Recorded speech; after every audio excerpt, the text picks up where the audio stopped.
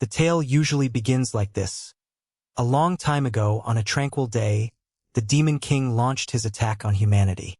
He assaulted the world with his army of the undead. An unidentified horde emerged, seemingly in anticipation of this moment. In the climactic battle between the Demon King and the hero sacrificed himself to defeat the Demon King. The Demon King retreated deep underground, falling into a slumber with a vow to return one day. As you've heard countless times, peace returned to the world and the hero became a legend. The narrator of this story admits he doesn't know who the author is, but believes this elaborate tale of the Demon King and the hero will perpetually repeat. After a long time, in the present, someone opened a door and entered a room. The person informed the Majesty that something terrible had occurred. The Majesty inquired about the situation. The man bowed and said, "August, the 666 has awakened," and immediately left the demon realm. "Demi, your ghost declared that he quit being the Demon King." In an angry tone, the Majesty demanded clarification.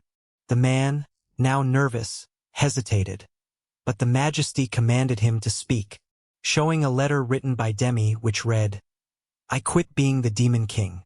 Don't look for me, you idiots." Realizing that Demi had fled, the Majesty exclaimed in anger, "What?" Footsteps echoed as a man walked, with a smile on his face, now standing before a magnificent place, the Verde Kingdom's Como Castle. Blushing, he remarked, as expected of the human realm, "I've heard so much about it." He began laughing and spinning around, finding the place cozy and beautiful. Suddenly, his eyes sharpened and his expression turned serious, as he noticed a cross on top of the castle, a symbol he found cursed. Suddenly, someone called him a country bumpkin, and asked where he came from, questioning what he thought he was doing there. "Country bumpkin? Is he talking about me?" Domingos pondered inwardly. As he continued wandering, he wondered if it was his clothes that made him seem different. The guards then confronted him, demanding to know why he was loitering in front of Akama Castle, suggesting he had lost his hearing. Pointing their weapons at him, they asked why he was looking around and demanded his name. Domingos thought to himself that he couldn't reveal his true identity as Domingos the. An idea struck him, and with a smile he decided to create a fake name. "Hello humans, I'm Deus," he said. Suddenly, someone stepped in, saying it was unacceptable to claim the name of the ancient god like that. He asked Domingos if he knew this was the capital of the Verde Kingdom. The guard turned around and saw that Count Bruno was speaking. Bruno continued, saying that if Domingos was unaware, he would forgive him this once but should leave immediately. Still smiling, Domingos asked if the Verde Kingdom was strong. Confused and shocked, Bruno exclaimed, "What?" Continuing, Domingos asked if it was strong enough to take him as its king. Bruno erupted in anger, pointing his sword at Domingos and asking how he dared insult the royal family, declaring that Domingos would pay with his life for his foolishness. Suddenly, Damien's eyes lit up red. And then a gruesome scene unfolds as Bruno's head explodes, blood splattering everywhere. A guard standing nearby is flabbergasted, not knowing what just happened. Suddenly, his face starts inflating and then explodes. The same thing happens to another guard standing nearby. The other guards are shocked, disturbed, and confused by the sudden explosions. With a swift horizontal movement of his fingers, Domingos causes the heads of 3 more guards to explode. Suddenly, archers on top of the castle wall take aim and shoot their arrows at Domingos, who stands unfazed. After casting his gaze at the archers, their heads also explode, and blood splatters everywhere. Yorgos then utters the epic words of the greatest necromancer, "Arise!" Suddenly, the bodies of the dead knights start floating upside down, forming a path of blood to greet their new king. As he walks on the pool of blood, he tells them to praise the steps he takes with their blood and bless his ascension with their tears. Suddenly, many guards rush out of the castle, calling for everyone because the enemy has forced his way in. Some ask if war has broken out, while others say that everyone outside is already dead. As the knights come outside, they freeze, awaiting instructions to engage. Suddenly, the door shatters open, and Yorgos enters with his hands in his pockets and a smile. He says he will use their screams as trumpets for him. The people are all afraid, sweating in fear, as a shadowy aura brimming with skulls fills the surroundings. The undead skeletons charge into the group of guards, slaughtering them mercilessly. Blood splattered everywhere, and the air was filled with screams and cries for help, cries of pain, and desperate calls for their mothers. The despair and suffering inflicted on the guards were so ruthless that some begged to be killed rather than endure the pain. Watching the carnage, Demi-Auguste smiled, his happiness growing with each scream of despair and drop of blood, his cheeks flashing with excitement. Suddenly, he opened his eyes as he heard someone say, "The Almighty and Creator of this world, the virtuous, our Father God. Your name shines divinely, and as the Master of Eternity you decide the start and end in the trial of darkness. Guide us with the light of the bright truth, and may we emerge victorious, prevail against death, and let truth triumph over deceit. Please destroy the evil before me and grant me the power to defeat it." After the prayer, the man began to glow with a golden light. He stood firm, ready to face the evil. Smiling, Demi-Auguste noted that the man was using a light aura. He asked if the man was Blood, the one he had heard about. Unfazed, Blood replied that he did not know who Domingos was, but accused him of using black magic. Blood continued, expressing outrage that Domingos had breached Akama Castle's defenses alone. He declared that Domingos would not get past him, someone blessed by God, and then dashed toward Domingos, leaping into the air. Blood proclaimed that while he might not be pure-blooded, he would still defeat them. Yorgos. Blood's attack was so powerful that a bright light surrounded the entire room and the ground shattered, sending rocks flying everywhere. Blood's eyes were filled with confidence, but they widened in shock. As Domingos, who he thought he had killed, said, "What? That was nothing." In the next moment, we see that Domingos had blocked Blood's powerful attack with just 2 fingers. Domingos then said it was his turn. He began praying, "Our Father, who's up in heaven, dear God, please kill this person." "No, I mean idiot." After his prayer, Domingos told Blood that he had also prayed, and now they would find out which one of them God would listen to. Suddenly, a giant hole appeared in Blood's chest where his heart had been. It turned out that Domingos had extracted Blood's heart from his body. With a menacing expression, Domingos told Blood never to bring up God in front of him again. Without wasting any time, Demi-Auguste crushed Blood's heart, causing blood to splatter everywhere.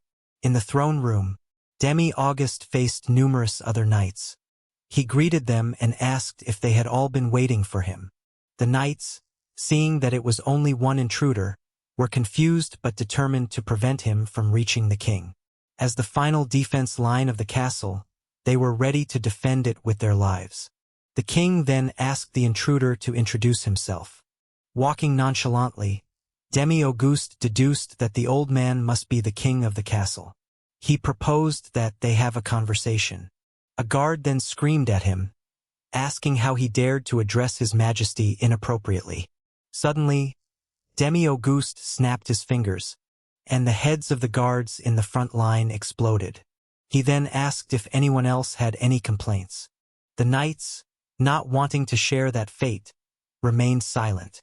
After that, Demi-Auguste leaped into the air, grew red wings and started flying.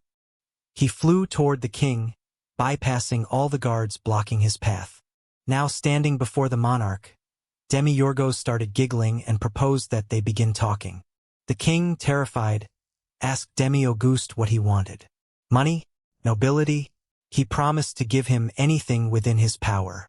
Smiling, Demi-Yorgos answered that the only thing he wanted was the kingdom.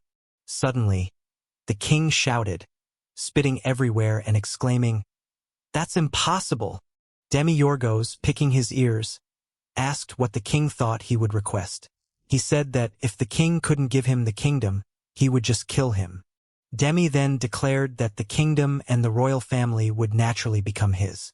Suddenly, The old man's nose started dripping, and he said that he knew what Demi-Yorgos really wanted. His daughter. Yorgos was confused and asked what he meant by daughter. He explained that he was not interested in her and didn't even know the king had a daughter. The old man continued, saying that he couldn't give his daughter April because she was the pride of the horse, the continent, and the flower of the royal family. Once again, Demi-Auguste told him that he didn't need his daughter. What he wanted was the royal family. The old man erupted in anger, once again asking why Demi-Yorgos desired what wasn't his. With a menacing expression, Demi-Yorgos asked if everything was his. The old man answered, "Of course, the kingdom belongs to the royal family." With a menacing expression, Demi-Auguste's eyes glowed red, and he asked, "Since when?" He then questioned if the world belonged to him from the first day it was created. He continued, saying that the king had also taken something that belonged to someone else. If he had enjoyed himself for decades while sitting on the throne, now was the time to surrender it so that Demi-Yorgos could take it. However, the king was persistent and answered no. He didn't want to give up his throne and screamed, asking if Demi-Yorgos thought the Sanctus Maximus Populi would acknowledge him as a king. After hearing that, Demi-Yorgos started laughing out loud, asking what kind of stupid name Sanctus Maximus was and who cared. He proceeded to call the king an idiot. An aura erupted from Demi-Yorgos, and then the entire castle exploded, burning everything and everyone. Turning around to see where the king's body was, Demi-Yorgos found him and said that it seemed like he didn't have any blood, because if he did, he would have been able to withstand several seconds more. He then remarked, "How boring." Looking toward the sky, Demi-Yorgos told God that he was disappointed because these people weren't prepared at all. As the sun shone through the window, Demi said that it would be a while before a pureblood awakened, estimating that there was still 20 more years left before the day he was meant to descend. The lost demons of the first war descended into the demonic realm with the demon king's broken soul, and placed it in a new body. They infused various types of magic and curses into him for 100 years, eventually resurrecting him as the new demon king. The second war ensued, as they believed there were no heroes left to thwart their plans. However, a hero emerged, causing them to lose. Another hero appeared, and once again they faced defeat. The demons repeated the process of resurrecting a new demon king every 100 years, and a new hero kept thwarting their schemes. This cycle continued for a staggering 666 times, spanning 66,580 years. The once heroic tale of saving the world became an overly obvious cliché, leading to a sense of numbness to safety among the people who expected the hero to reappear when needed. In the underground, the demons deemed this as the final last one. They exerted all their might to resurrect the 666th demon king. His name was Demi-Augustus, the 666th harbinger of despair for all humans on Earth. On the day he opened his eyes, however, he abandoned his post. Suddenly, Demi-Auguste turned around as he heard screaming. The screams emanated from April, the king's daughter. She began crying and then questioned him about his identity and what he had done to her father. Internally, Demi-Auguste wondered about this girl, but then he recalled the king describing April as the pride of the horseman's continent and the blossom of the royal family. After this recollection, Demi-Auguste exclaimed, "So you're Princess April?" He proceeded to inform her, "The king is dead."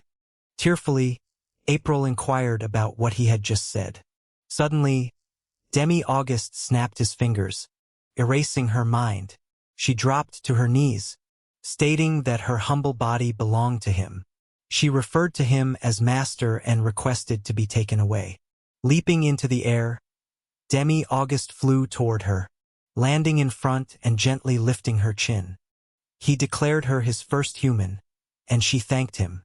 Abruptly, Demi-Auguste shifted his gaze to the left and commanded, "Stop peeking and come out before I gouge out your eyes."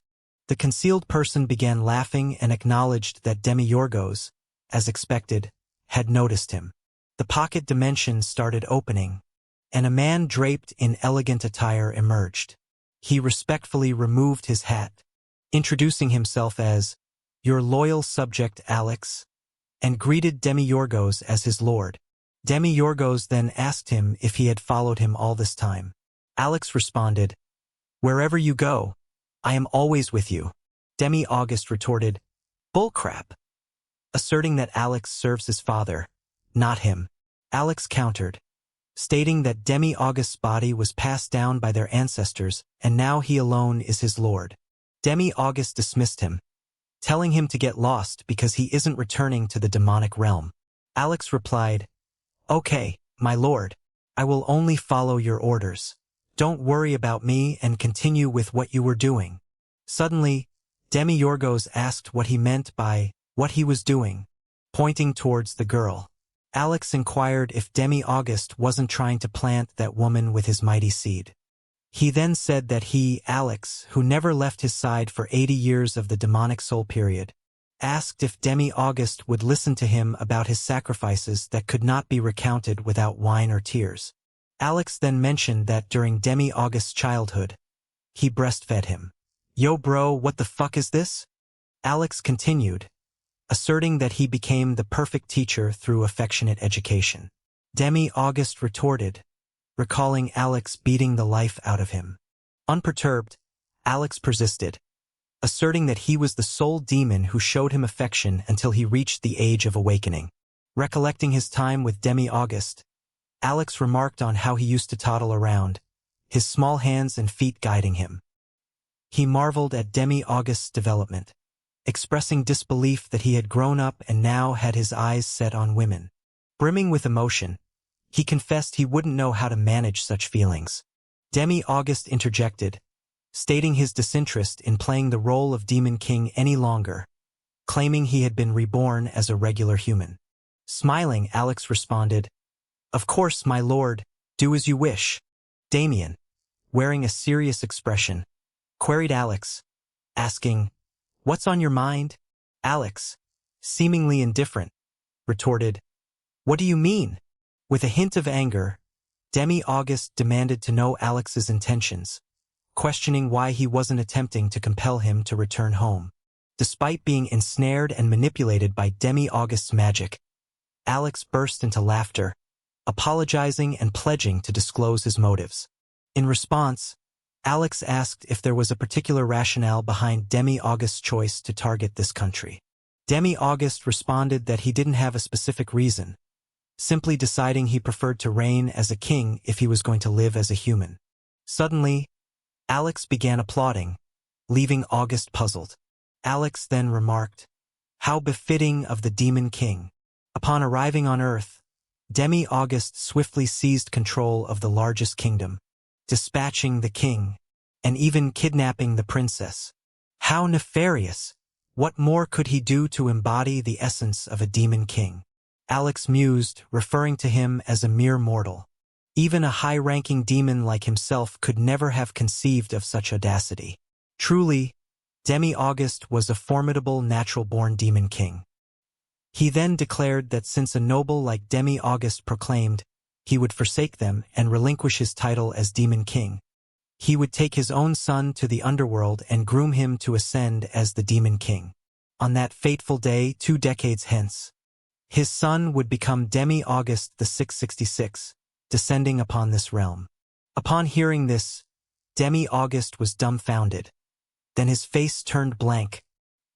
He glanced at the princess and paused, enveloped by silence. Then he chuckled, remarking, "Phew, that was close." Almost became a father at the ripe age of, as Alex attempted to persuade him to father a son. Demi-August turned towards him, his expression grave, and he commanded Alex to silence, launching a devastating attack narrowly evaded by Alex. The force of the attack pierced through the horizon, leaving destruction in its wake, demolishing mountains in its path. Alex stood in shock at the overwhelming power of the assault directed at him. Infuriated yet somewhat amused, Demi-August retorted, "Who do you think you're dealing with, Alex? Trying to manipulate me? Despicable." Internally, Alex acknowledged Demi-August's uniqueness. Despite his incomplete mastery of the Demon King's field, he wielded incredible strength. Observing him, Alex realized that the 666 was unlike any of his predecessors.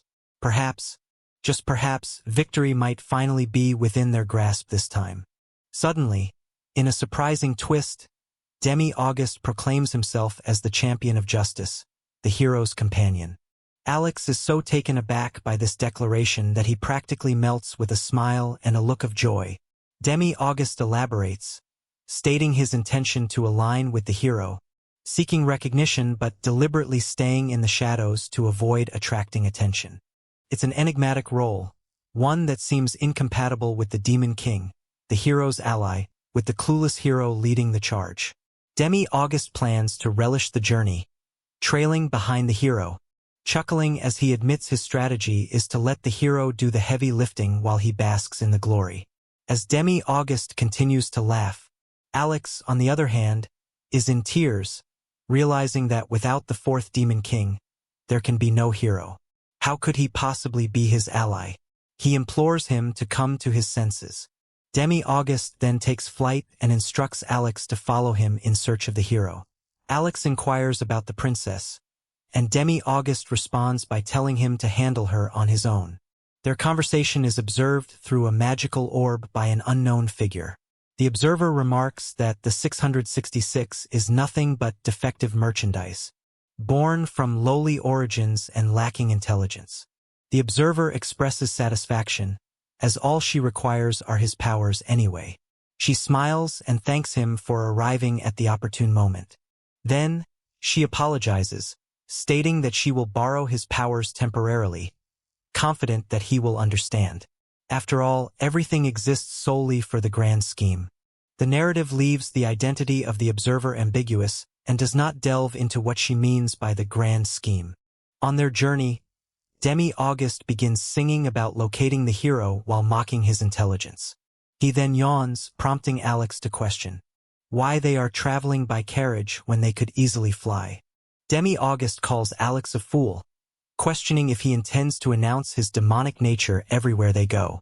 Abruptly, Alex gestured towards the ruined castle, attributing its devastation to Demi-Auguste, commenting, "Someone overly concerned about such matters transformed this castle into a blazing inferno."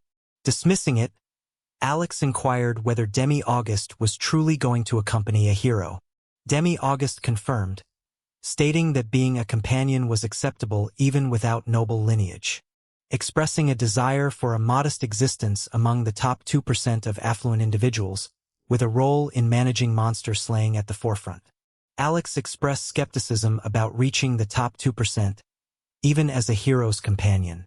Demi-Auguste reassured him, citing the presence of the previous Demon King and one of the greatest 7 in the demon world, implying there was nothing to fear. He believed the hero could easily defeat a dragon with their assistance from the sidelines. Alex recalled Demi-Auguste's earlier aspiration to be human and questioned if he intended to utilize magic. Demi-Auguste replied, questioning why he wouldn't utilize the abilities he possessed, remarking that was why they had lost 665 times. Disregarding the previous topic, he inquired about whether the hero operated within a ranking system. Alex confirmed, mentioning the existence of such a system. Demi-Auguste then asked if it resembled the A rank and B rank classification, to which Alex replied, something along those lines. He elaborated that the first rank is a deranked dragon slayer. This designation signifies one capable of slaying a dragon. Demi-Auguste sought clarification, asking if it's akin to a title bestowed upon someone who kills a dragon. However, Alex clarified that currently, dragons remain neutral towards both demons and humans. He referenced old tales where dragons only attacked villages, highlighting the challenge of defeating one. The subsequent rank is G rank, denoting a giant slayer proficient in combating giants. Following that is the L rank, reserved for lich slayers capable of defeating a lich. Demi-Auguste inquired about the abundance of ranks and whether there were additional ones. Alex responded by explaining that they follow an alphabetical sequence. He elaborated that the final rank is F rank, designated for failed products. In a metaphorical sense, they're akin to fallen fruits, as they are not marketable and are often processed into jam. Yorgos observed that it must be a melancholic reality. Alex further clarified that the higher one's rank, the greater the support they can expect from nobility or the likelihood of securing a position within the country. Failures not only lack this support but are regarded as an undesirable rank that many wish would vanish. Not only are failures deprived of support, but they occupy a rank that society wishes would simply disappear. Alex continued, emphasizing that in the human world, competition is fierce, and there's a factor more crucial than hero ranking: bloodline. The potency of one's abilities is directly correlated with the purity of their bloodline. Indeed, they were the inaugural saviors who rescued the world 66,580 years ago, the hero and the priestess. Their offspring and subsequent generations have perpetuated their noble bloodline. The sacred essence of lineage, blood. Families gauge the extent of their lineage's blood purity. The more untainted the bloodline, the greater the potential for harnessing a powerful aura. The individual with the most pristine lineage emerged as the hero, engaging in 665 victorious battles against the general. This assessment of blood purity significantly influences one's hero ranking. Generally, those with purer bloodlines exhibit greater strength, although exceptions exist. The closer one is to possessing pure blood, the higher their hero rank tends to be. Demi-Auguste then seeks clarification on the significance of this concept of pure blood. Alex elucidates that it's a matter of utmost seriousness for everyone involved, with individuals staking their lives and pride on its validation. Ultimately, the hero and the demon king are destined to clash. This enduring conflict has spanned 60,000 years, with countless individuals entangled in its tumultuous narrative. Everything hinged on this solitary sentence. It embodied a vow. A query lingered. Why can't they embrace a simpler existence?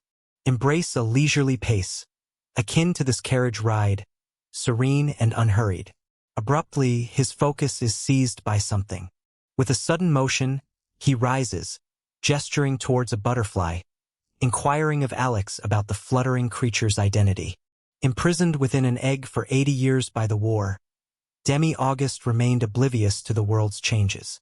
When the butterfly alighted upon his finger, Alex enlightened him about its species. Unexpectedly, a gust of wind arose. The butterfly then flitted away from Demi-Auguste's finger. Baffled, Demi-Auguste queries, referencing the disturbance to his hair. Alex clarifies it was the wind. Gazing upwards, Demi-Auguste poses. What is that object that has been suspended above us since earlier? The round object causing discomfort when I gaze upon it? Alex replied, That's the sun. Demi-Auguste pressed on, curious about a delightful fragrance stirring his emotions. That's the scent of spring, Alex elucidated. Further intrigued, Demi-Auguste delved into Alex's longevity. Alex confirmed his birth post the First Demon War in the Netherworld.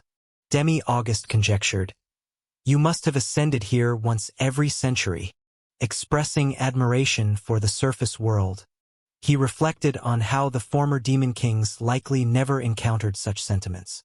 Pondering his own destiny, he remarked that had events unfolded as intended, he would have remained ensnared for an additional 2 decades. His fate sealed by a hero he had never crossed paths with, he expressed gratitude for evading such a grim outcome. Asserting that the mantle of a demon god ought to be abolished, he turned to Alex for concurrence. Alex met his gaze in silence, contemplating the weight of his words. Demi glanced at Auguste's declaration nonchalantly, announcing his intent to rest and enlisting Alex's aid in rousing him upon arrival. Anticipating their destination, he cautioned Alex that should he return them to the demon realm, both would face certain demise. With a resigned sigh, Alex acquiesced, addressing him as "my lord." Their carriage meandered through picturesque scenery, the journey unfolding with tranquil beauty. Eventually, the carriage came to a halt, and Alex stirred him awake, indicating their arrival. Alex then conveyed that they had reached the location described by the mule ghost, a secluded countryside village named Zorex, known for its limited commerce outside the demilitarized zone. Zorex, it's not too shabby, remarked the mule ghost, sporting a morning countenance, as the carriage rolled into the village. Domingos inquired about the presence of heroic figures within the village. Alex nodded in response. Alex explained that only 2 families resided there, along with a family of elevated status teetering on the brink, and another fallen family. "Seems like there's no family of high standing," remarked Domingos. Alex elaborated, suggesting that if every castle boasted a noble family, their demon army would hesitate to set foot on the surface. In response to Domingos' query about the strength of these nobles, Alex affirmed their potency, prompting Domingos to deride the demon army as cowards. Democracy's attention was suddenly captured by a nearby conversation discussing rumors of a dragon assault on the tribal council. A man voiced his disbelief at the dragon's presence, cautioning against venturing near any castles until it was captured. Another individual confirmed hearing similar rumors, adding that speculation suggested half of a castle had been consumed by flames. Intrigued, a young woman interjected, "Aren't dragons supposed to be extinct? How could this happen?" Prompting further discussion. Asserting that we were living in an era of dragon resurgence, a man grimly speculated on the dire implications drawn from ancient lore. Gesturing toward the gathered villagers, Domingo expressed surprise, recalling that dragons were once considered neutral towards humans. Alex shared his sentiment, noting his own absence from the surface for the past 8 decades and suggesting that events had unfolded in the interim. The villagers deliberated, debating the urgency of alerting Sanctus Maximus and requesting aid from a D-ranked hero. Little did they know, our protagonist had already decimated Sanctus Maximus and dispatched its D-ranked hero. Eventually, they stumbled upon the finest lodging in the vicinity and opted to stay there. Demi Augusto instructed Alex to dispense with the formal address of "my lord," and instead address him as "master." Warmly greeted by the receptionist, they were ushered into the opulent confines of the Golden Pavilion. Without hesitation, Alex requested a penthouse suite. Internally, the receptionist seethed, bewildered by their rustic attire and presuming them to be mere country bumpkins. Maintaining a facade of politeness, he chuckled, surmising they had traveled from a distance and subtly implying the expense of a penthouse. Suddenly, Alex revealed a chest brimming with gold, plundered from Akama Castle. Overwhelmed by the sight of such wealth, the receptionist berated his staff, demanding immediate attention to the esteemed guests. Rushing to comply, a worker stumbled and fell in his haste. Recovering quickly, the worker rose and extended a respectful greeting to their distinguished guests. Zeke Pan introduced himself and requested to be addressed simply as Zeke when he met them. He then graciously assisted them with their luggage as they made their way to their penthouse. During the ascent, Zeke mentioned the current buzz about a legendary castle and dragon, but reassured them about their village's capable guardianship. With a calming demeanor, Zeke assured them that their village boasted a renowned family, almost of a rank, nearly reaching G rank, providing comfort and security.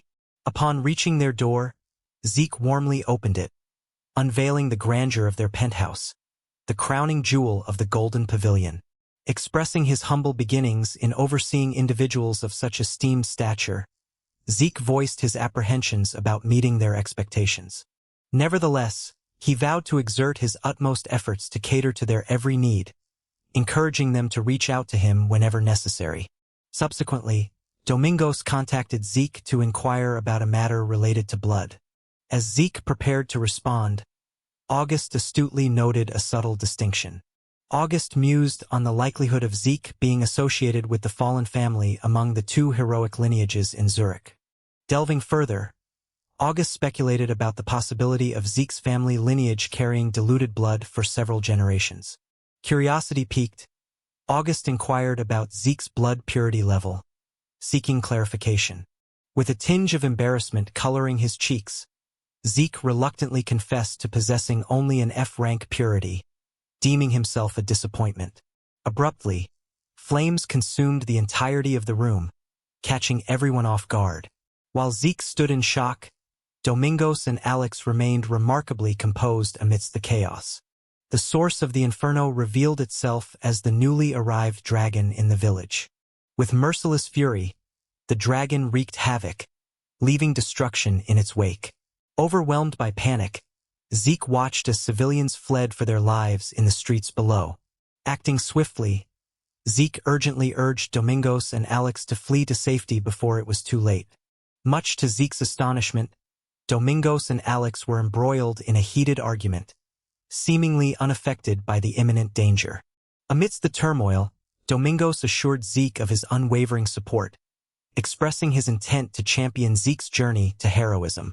He emphasized the serendipitous nature of their encounter, proclaiming his quest for a hero and urging Zeke to seize this destined opportunity.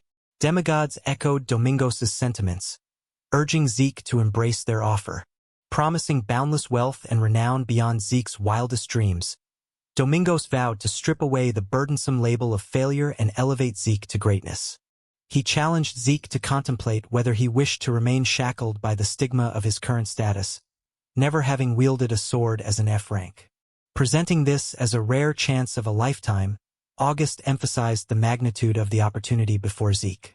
Memories flooded Zeke's mind, recalling the scorn and derision heaped upon F ranks, branding them as irredeemable failures. Confronted with this extraordinary proposition, Zeke humbly knelt before Domingos. With fervent determination, Zeke implored Domingos for his guidance and support. Despite acknowledging his F-rank status, Zeke vowed to devote himself entirely, ensuring that Domingos would never regret bestowing upon him this chance. Zeke went so far as to offer his soul, eliciting a chuckle from Domingos, who teased that he had been planning to ask for it regardless. Demi-August proclaimed that this would mark Zeke's debut on the stage of heroes, assigning him the mission of hunting down the dragon. Taken aback, Zeke proposed starting with a less daunting task, perhaps dealing with goblins instead. However, Demi-August, with a spectral air, interjected, suggesting a contract with 5 stipulations. The contract delineated Demi-August as Party A and Zeke Pan-Hollybush as Party B. The first condition specified that Party B would serve as Party A's hero and companion. The second condition mandated absolute obedience from Party B to all directives issued by Party A. The third condition outlined that the relationship between the two would persist indefinitely at the discretion of Party A, with only Party A possessing the authority to terminate the contract. Additionally, fame and fortune accrued from their adventures would be shared with Party B as determined by Party A. The fifth condition stipulated that Party B could not raise objections to the terms outlined in the contract. With these clauses in place, the contract defined their partnership, clarifying their respective roles and responsibilities. Domingos interjected with a light-hearted remark, expressing amusement at the seemingly equitable nature of the contract. Following the presentation of the contract, Demi-August directed Zeke to affirm his acceptance by stating his name, thereby finalizing the agreement. Despite some initial hesitation, Zeke, weighing the allure of fame and fortune that awaited him as a hero, prepared to make his decision. Acknowledging the potential rewards that awaited him as a hero, Zeke resolved to accept the contract. With enthusiasm, Zeke declared his acceptance, albeit with a mispronunciation, shouting, "Zeke Pen, holy bitch!" Demi-August's smile widened as he announced that it was time for Zeke's debut. Pointing towards the dragon, Demi-August instructed Zeke to slay the formidable beast. Alex interjected with a valid observation, noting the inherent difficulty for humans to slay dragons. Demi-August proposed an alternative approach. Zeke wouldn't need to directly confront and slay the dragon. They would handle it themselves. Detailing the plan, Demi-August assigned Alex the task of confronting and defeating the dragon. Once subdued, Alex would drop the dragon in front of Zeke. Positioned strategically, Zeke would swing his sword as the dragon descended, creating the illusion that he had dealt the final blow. This would give the impression that Zeke was the one who vanquished the beast. However, upon hearing the plan, Alex expressed concerns, pointing out the potential suspicions that could arise if an F rank like Zeke suddenly emerged as the Dragon Slayer. Furthermore, he questioned whether becoming a D rank hero companion would draw too much attention, potentially disrupting any hopes of living in peace. In response, Demi-August shot a disturbing glance at Zeke. Suddenly, without warning, Demi-August tore off Zeke's clothes. Continuing with his impulsive actions, Demi-August grabbed a nearby pot. He utilizes his laser vision to bore 2 holes into it, then positions it atop Zeke's head, securing Zeke's bellboy uniform around his neck as if it were a superhero cape. These adjustments metamorphose Zeke into the masked hero Pokemon. Demi, your ghostly companion, argues that a true hero requires a cape and undergarments for maximum impact, ensuring anonymity. He insists that the sudden emergence of a mysterious new hero would heighten the intrigue. Following this, Alex volunteers to fetch the dragon, and Damien gives his approval with a simple, okay. As Alex departs, Demi-August turns to Zeke and suggests they make their way downstairs.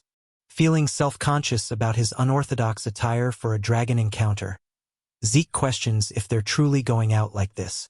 In response, Demi-August notices a nearby broom, kicks it towards Zeke, and proclaims it to be his sacred sword. Despite Zeke's deepening embarrassment, Demi-August insists that he stand there, clutching the makeshift sword, promising him that fame and fortune beyond his wildest dreams will be his, even if the dragon is staring him in the face. Bro made a pact with the devil, and now he's about to undergo the humiliating ritual. It's unbelievable. Zeke experienced a strange sensation he couldn't quite grasp at the time. Suddenly, he tightened his grip, as if he could obliterate anything that crossed his path. A burning desire that seemed to be coursing through Zeke's veins. The dormant instincts of a hero stirring within his blood. The heroic blood within him yearning to tear the Demon King before him to shreds. However, Zeke, unaware of all this, perhaps thought along these lines. Bro was eager for fame and fortune. Now, he feels he can actually attain it and is gathering courage. Abruptly, Demi-August summoned Zeke, who promptly responded with a deferential, "Yes, master." Instructed by Demi-August, Zeke dashed off with the command, "Go, my faithful companion," and began barking like a dog. In the meantime, outside, individuals were thrown into panic, frantically shielding themselves, in a bid to endure the horrors of their surroundings, clinging to hope for deliverance.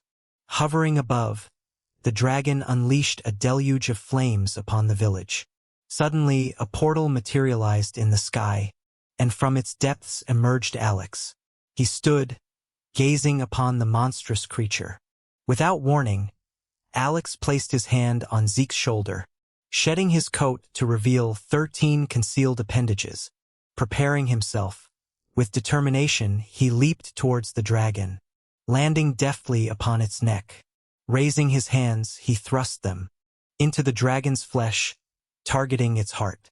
As his fingers closed around the dragon's beating heart, Alex asserted that now in possession of its heart, the creature should not defy his commands. He then queried why the dragon had appeared in this location. Hadn't there been a peace accord between dragons and humans? Suddenly, Alex's eyes widened, as he observed a purple parasitic entity attached to the dragon's form.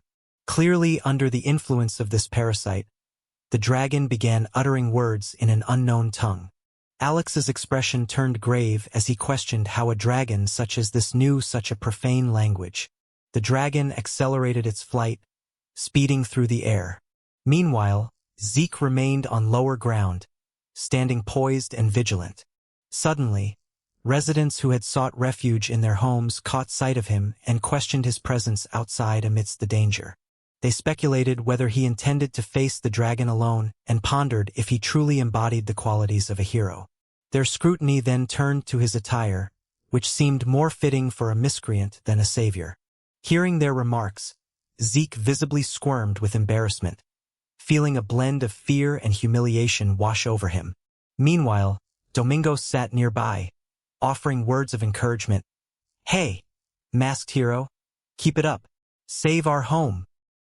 His words resonated with the onlookers, instilling belief that Zeke was indeed their champion, and a wave of relief swept through them. Clutching his makeshift sword tightly, Zeke expressed that this was a once-in-a-lifetime opportunity he couldn't afford to miss. Thoughts of fame and fortune flooded his mind, driving his determination. Meanwhile, the dragon continued its rampage through the skies, roaring and spewing flames. Alex acknowledged the difficulty of controlling it now that things had escalated to this point, resigning himself to the challenge. Suddenly, his back began to writhe, and numerous hands emerged from it. He dubbed this maneuver 100 demonic hands, imbued with constricting poison. The dragon howled in agony after Alex's assault, as Alex executed his heart-piercing technique on the creature, eliciting another anguished cry. Abruptly, Alex's attention was drawn elsewhere as the purple parasite began transferring from the dragon to him. The dragon managed to utter a warning. "Prepare. I have seen the one believed dead has returned." This falsehood.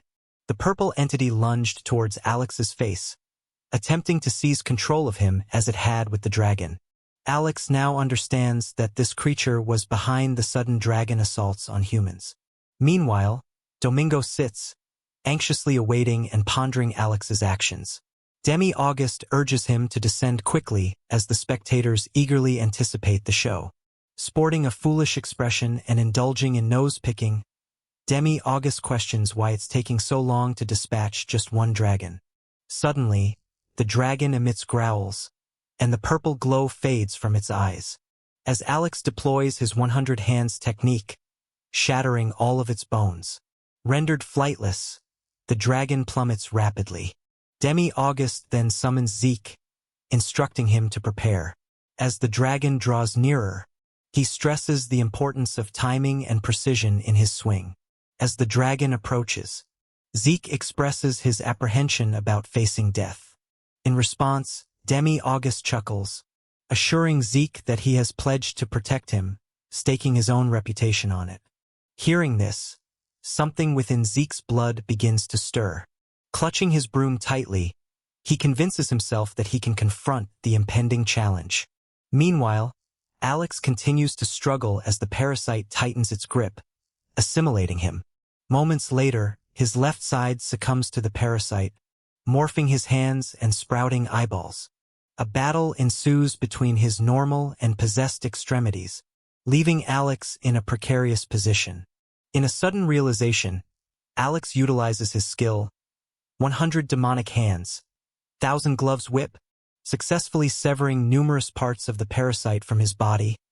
Alex's efforts are momentarily victorious. However, to his dismay, a fragment clings stubbornly to his face.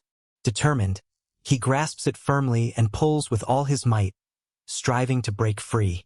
Meanwhile, Demi-August observes the dragon's accelerating descent, cautioning Alex to decelerate.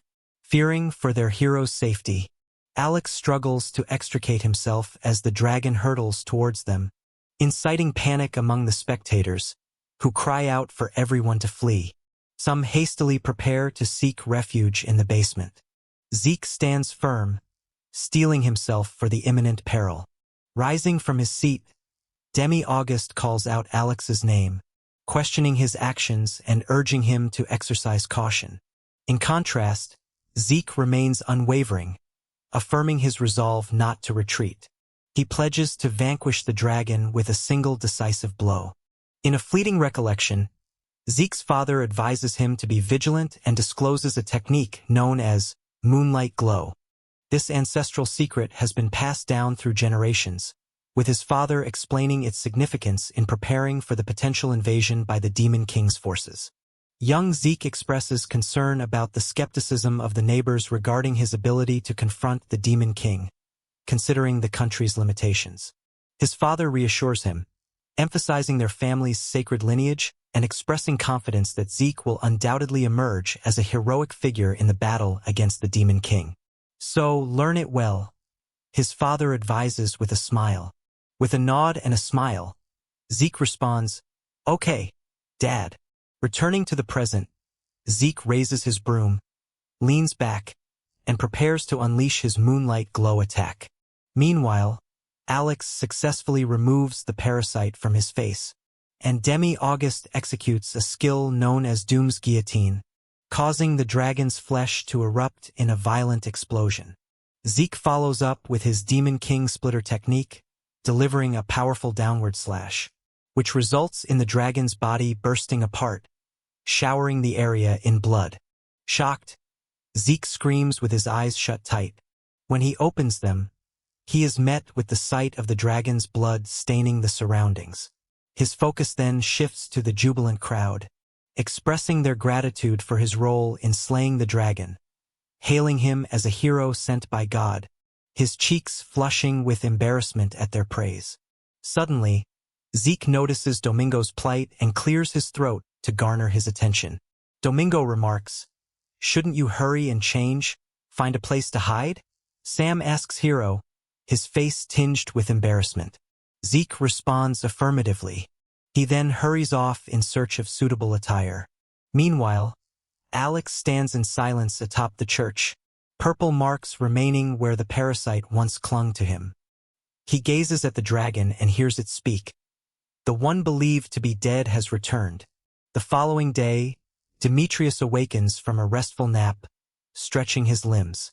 Suddenly, Alex enters the room with a drink, informing the demigods that humans typically start their mornings with a cup of coffee.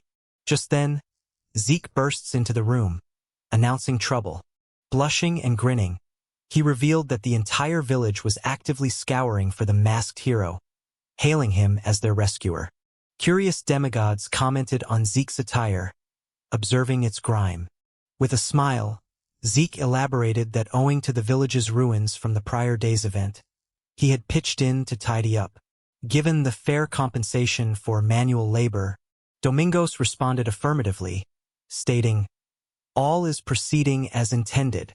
He winked as the room flooded with sunlight. Reveling in the refreshing morning sun and savoring his coffee, Domingos remarked on the splendor of surface mornings, and Alex disclosed that the coffee was brewed from a dragon's tongue and eye. Demigods expressed contentment with the flavor. Meanwhile, villagers diligently repaired the havoc wrought by the dragon the previous night. Some grumbled about the weight of their burdens, while others urged them to hasten unless they wanted to labor through the night. Women and children arrive, bearing food for the men, urging them to eat before embarking on their arduous tasks. Zeke, too, is toiling away, heaving rocks under the direction of a stout overseer. Nearby, Domingo sits, observing the industrious efforts to revive this lackluster village.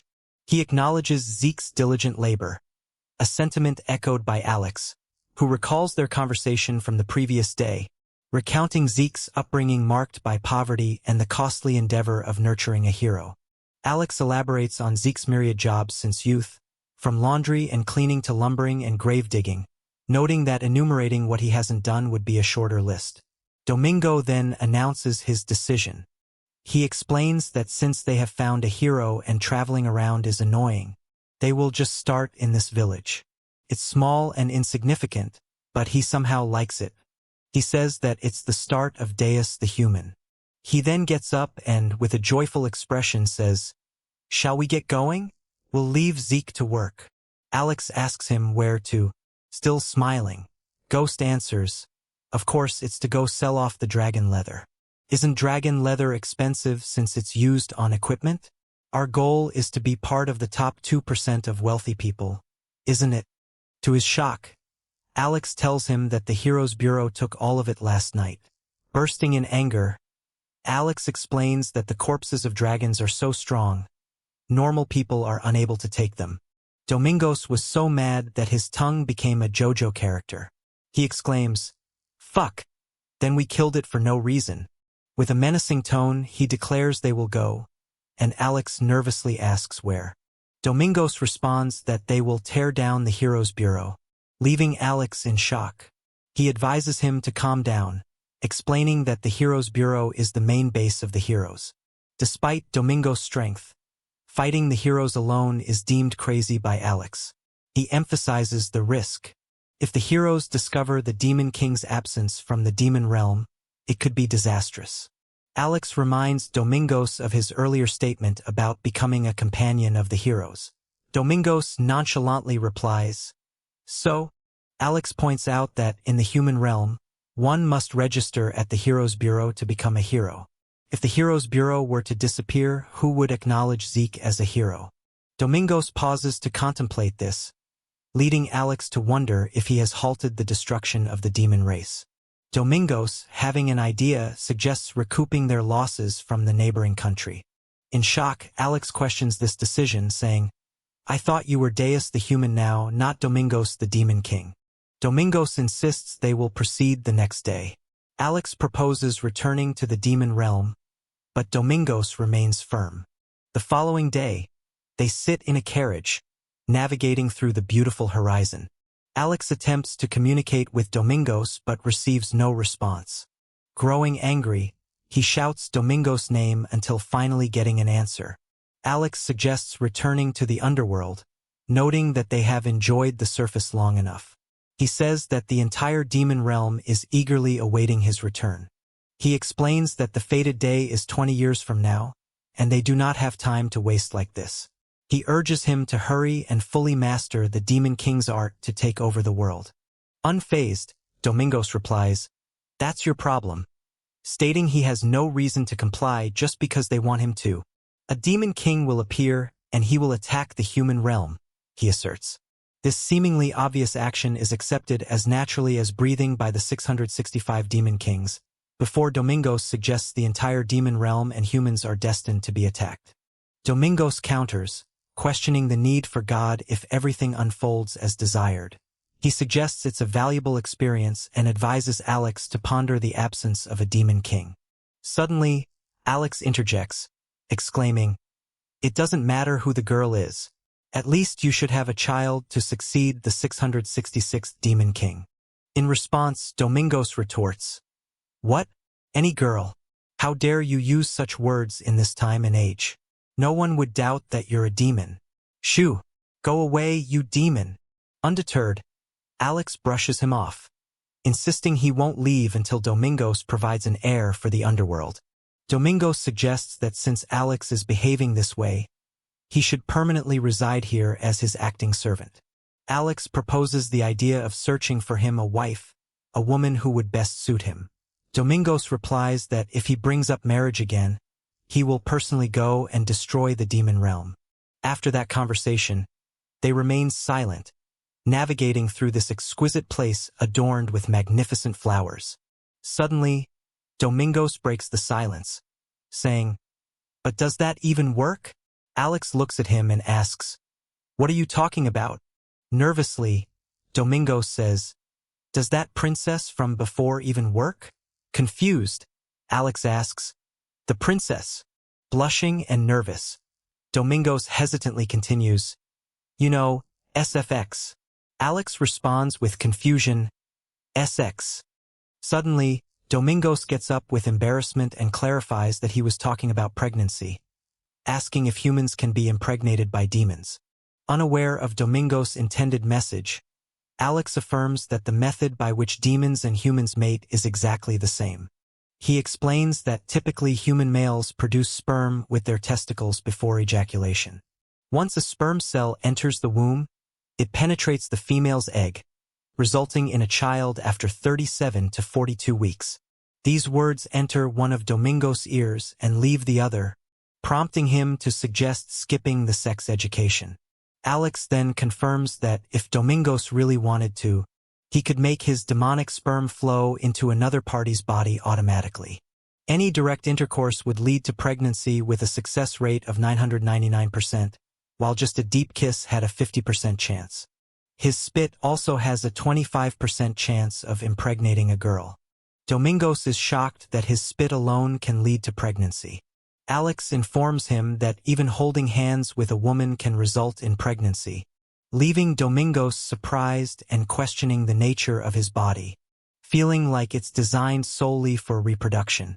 Frustrated, he curses, stating that this body's purpose is evidently to kill and have descendants. As he learns more, he grows increasingly displeased. Alex claims it's a blessed body, the hope and savior of their demon realm bestowed by God. Domingos sarcastically responds, "Blessed my ass." He states that being just a part that's printed every 100 years makes him uncomfortable. He dislikes the pressure of high expectations on him and wonders about the significance of his opinions in this situation. Suddenly, both of their attention shifts, as they hear screaming coming from a girl running from menacing-looking people. Crying, She pleads for them to save her because she is being chased by mountain bandits. Alex then says, "It's a beautiful lady in distress," and he asks Domingos to go help her. Domingos responds, questioning why he should. Alex answers, "You never know, something good might happen." Domingos then remarks, "Doesn't the situation look suspicious?" Confused, Alex asks what he means. Domingos explains that she's suddenly running towards them, asking for help. Alex retorts, "The situation where the beauty asks for help while being chased is a top cliché of the fantasy genre. So what's wrong with it?" Domingos points out that there's nothing blocking the sight surrounding them. So where did they come from? He adds, "Even if you can see the forest, it's way over there. And more importantly, do you think they wouldn't notice us the entire time they're chasing her? Neither you nor I noticed them." Demi-Auguste asked him if he was the one who set up this poorly crafted plot. Alex inquired about what he meant, to which Demi-Auguste responded, "Using that girl to make me bear an heir." Alex sighed and questioned what kind of person he perceived him to be. He claimed to be Alex, the greatest strategist of the demon realm, stating he wouldn't allow such a bad idea to pass. The girl arrived near the carriage crying and exclaimed, "Sir Hero, I'm being chased by mountain bandits. Please help." Demi-Auguste clarified that he was not a hero, but a companion of one. She continued crying, pleading, "Sir, hero's companion, please help me. The mountain bandits are after me." Demi-Auguste informed her that they were a high-level party that hunted dragons and wouldn't undertake minor quests like dealing with mountain bandits. Frustrated, the girl muttered in a low tone, "Ha! Fuck! Why are you so picky?" Demi-Auguste angrily pointed at her, asking if she had just cursed. She then cried and denied it, saying, "What? What the fuck? No, sir. Hero's companion. Please help this weak, young maiden." An axe abruptly struck the carriage, seizing Demi-Auguste's attention. A voice began giggling, taunting, "Hey, little kids!" The mountain bandits laughed at Demi-Auguste, seeing his pale face, and instructed him to get lost with that crappy carriage if they didn't want to meet their demise. Another bandit questioned their peculiar attire, asking if they came from the future or something. Looking at the person who damaged the carriage with an axe, Demi stared at him and said, "Burn for eternity." Suddenly, the guy started burning in purple flames, rolling on the ground and screaming in pain, asking his friends to put the fire out. They were all flabbergasted as Demi-Auguste told them that the fire could not be extinguished. He informed them that no matter whoever they were or whatever magic they used, the fire would never cease, and the person would burn endlessly, never dying until the end of the world. He then asked who would be next. He invited others to join him in burning for eternity. The bandits wasted no time fleeing for their lives, leaving their burning companion behind and dubbing Demi-Auguste as the devil. After they left, the girl looked at Demi-Auguste with a happy face. He told her to leave now that the bandits had gone. However, she insisted he wait, revealing that mountain bandits had taken over their temple. All the priestesses were enslaved, and the holy relic was lost. She pleaded with him to rid them of the mountain bandits and save their temple. Picking his nose, Demi-Auguste refused, stating he didn't want to undertake such a low-level quest. Frustrated, the girl gripped the carriage so hard that she broke it slightly. Despite this, Demi-Auguste told Alex that they should leave now. Alex responded, "Yes, master." Suddenly, she told them to wait, mentioning that she heard Demi-Auguste talk about dragons earlier. She asked if he happened to be with a hero dressed in underwear. She said that the temple currently occupied by the mountain bandits belonged to the god of the dragons, the true gold dragon's temple. If he helped drive away the mountain bandits, they would reward him with the true gold dragon's helmet. Upon hearing that, Demi-Auguste decided to agree to her request. Moments later, footsteps were heard going upstairs. They belonged to Alex, who was huffing and puffing. Demi-Auguste stood on his back. Alex asked why they didn't just fly over. Demi-Auguste responded, "Come on. How can we fly? It's not like I'm the Demon King." Alex suggested that he at least give him a proper piggyback ride instead of just standing on his back, as he felt like his back was breaking. Sweating, Alex finds the situation suspicious. He mentions that the girl has been running for 30 minutes straight up such a steep mountain with a human body. Demi-Auguste replies that who she is doesn't matter. He's not sure what she's up to, but if she's telling even a single lie, he vows to skin her head off and wear it if necessary. Demi-Auguste then questions, the god of dragons, the true dragon. Did the dragons worship a god? Alex responds by saying no, explaining that it's similar to how he is worshipped in the demon realm. The true gold dragon is also the one who stands at the peak of all dragons. He explains that the demons, the dragons, and the humans, every living being in this world, only have one god, the one who created this world, the Creator. Demi-Auguste looks at the sky and says, then isn't God only favoring the humans? He states that the demons and the dragons are just used as side characters. Alex then tells him not to doubt, stating that God is the only truth, the perfect love. If they can take over Horton, personally blessed by the light of God, they will be favored. Looking up, Demi-Auguste says, that's one weird way to show love. As they arrive at the top of the mountain, Alex falls to the ground due to exhaustion, and Demi-Auguste walks over him, calling him weak. He then says that he will be relying on him again on the way down as well. Upon entering the cave, Demi-Auguste calls the girl and asks where the mountain bandits and the true gold dragon's helmet are. He tells her to hand it over, speaking nicely. Alex then warns him to be careful because something doesn't feel right. Suddenly, the cave door closes, and they find themselves in darkness until they hear giggles. The girl from earlier transforms into her original form and tells them they've done well to get here. Demi-Auguste then says, looks like you were the mountain bandit that took over the temple. What about the helmet? The girl asks him how dare he run his filthy mouth, inquiring if he still does not understand the situation he is in. She tells them to bow down to her and introduces herself as the god of all dragon lore, the one who rules over all dragons, and at the same time the mother of all dragons. The only golden dragon, the true gold dragon known as the Golden Law. Demi-Auguste is confused, and then Alex tells him that they have gotten themselves caught up in a big problem. Lore starts laughing, asking if they are surprised because it was beyond their lowly expectations. She tells them to beg if they are afraid, emphasizing that she is not one to be petty. Putting his hand on his chin, Demi-Auguste says, HM, the god of the dragons, Lore. That's amazing. After hearing his words, she giggles and asks if he finally understands. If so, she will command him to do something for her as a sign of apology. With a stupid expression, Demi-Auguste says, what are you on about? Lore of the dragons or mother of the dragons or something. I'm just saying I want a cool title like that too. He mentions that he always felt something was lacking when he introduced himself, so he decides to now introduce himself as watching over everything from the world's darkness. The top 2% of deep, dark alpha males.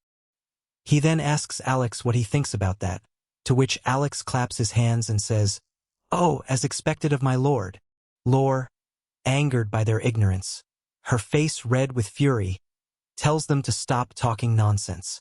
She urges them to hurry up and beg for forgiveness, saying, don't you have something to apologize for? Demi-Auguste then asks what she is talking about, stating that he doesn't think he has done anything to get involved with her. Pointing at him, she says, didn't you kill a dragon yesterday? She emphasizes that she is the mother of all dragons and he had killed one of her children. Demi-Auguste then asks if she is causing such a ruckus just because of that. Suddenly, she gets up and dashes towards him. Her face is near his, and she repeats his words, just because of that? She says that he must have a death wish or something. A burst of flames surrounds them as she declares that this place is the Golden Jade Realm. Even if he is the Demon King, he stands no chance against her in this place. Alex is shocked and tells Demi-Auguste that this place is the territory of the Golden Dragon. They are inside her domain. Fighting her here is dangerous. Lore starts laughing and then commends Alex for his knowledge. She tells Demi-Auguste to hurry up and kneel before her, much to his bewilderment. Demi-Yorgos asks her if she is doing this, despite knowing who he is, with a menacing tone. He says that if she is the true golden dragon, he can just take her face to use. He tells her to prepare her face since he will be ripping her skin off her face. After hearing those words, she bursts into anger, her eye veins turning red as she exclaims, "You dare!" Demi-Yorgos places his finger on her lips and tells her that she should first apologize for her lies. Confused, she asks him what he is talking about. He steps back and explains that he hadn't come to the surface to cause trouble. He just wanted to live among people as a hero's companion, observing from the shadows. With that in mind, he headed to the village, but her child, the dragon, emerged out of nowhere, burning and tearing everything down. He asks her what he was supposed to do. His only choice was to act in self-defense. All the while, she didn't show her face as her child went on a rampage. She appeared only afterward, pretending to be a priestess and suddenly declaring, "Tada! I'm the true golden dragon. Apologize."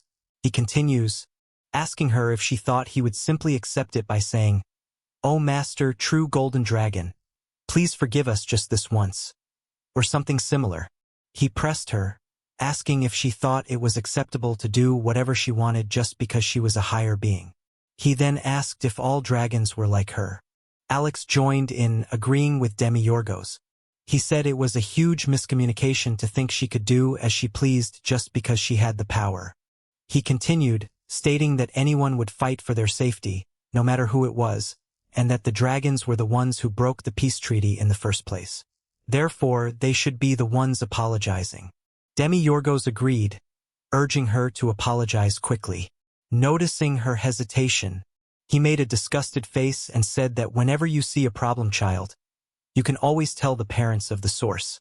Nervously, she responded that she wasn't the real parent of the dragons. Alex then asked if she was trying to avoid her responsibilities, shocking her even more. He continued, asking if she wanted to exercise her rights as a god, but didn't want the responsibility that came with it. Demi-August joined in again, asking if she had seen that one show where they always blame the child for being problematic. But when you delve into it, it's always the parents who don't pay attention to their children until they cause trouble. He added that all the good parents were getting a bad reputation because of parents like her. Alex joined the conversation again. He said this isn't a problem. They can just gloss over as the representative of the dragons and the true golden dragon. She should take responsibility, apologize, and relinquish her position for the incident of a dragon breaking the peace treaty. After listening to all their chatter, she found herself dumbfounded, feeling something was wrong with the situation. She asked why she was the one at fault. They turned their backs on her, while Demi-August told her that of course she was the one at fault and then told her to let them out of the Golden Jade Realm or whatever.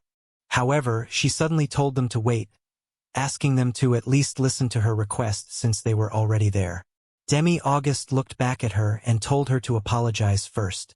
Upon noticing her hesitation, he turned away from her once more, stating that if she didn't wish to apologize, she needn't bother, as her apology held no value to him anyway. However, she abruptly asked them to wait and, with nervousness, apologized once more. Demi-August then playfully placed his hand on her head, teasingly remarking that he wasn't entirely convinced. However, since she insisted, he would accept her apology. The entire situation felt peculiar to her, but she chose to overlook it, considering herself magnanimous. Following this, he inquired about her request. She replied that she wanted them to hunt down the dragons for her. With a deeply unattractive expression, Demi-August asked if she meant the dragon god, the mother. It seemed absurd to him that the true golden dragon would ask a demon king like him to kill dragons that were like children to her. When she confirmed this was her request, he burst into laughter. Amid his laughter, he questioned her sanity, asking if she thought he was a fool. He saw through this obvious trap. Why would she expect him to believe such nonsensical words? He now intended to deal with her decisively. However, she pleaded to explain herself, prompting Alex to interject that it must be because of that purple parasite. Alex elaborated that the parasite was inside the dragon's body, resembling a strange, mind-controlling organism. She affirmed Alex's explanation, adding that there were issues with certain dragons, particularly those opposing the peace treaty with humans, whom she referred to as extremist. The dragon from yesterday was manipulated into becoming a sacrificial pawn by the hardliners, resulting in the loss of a lover to humans. Another scenario involved dragons seeing their children hunted down for materials to make weapons, leading those with such experiences to form what is now known as the extremists.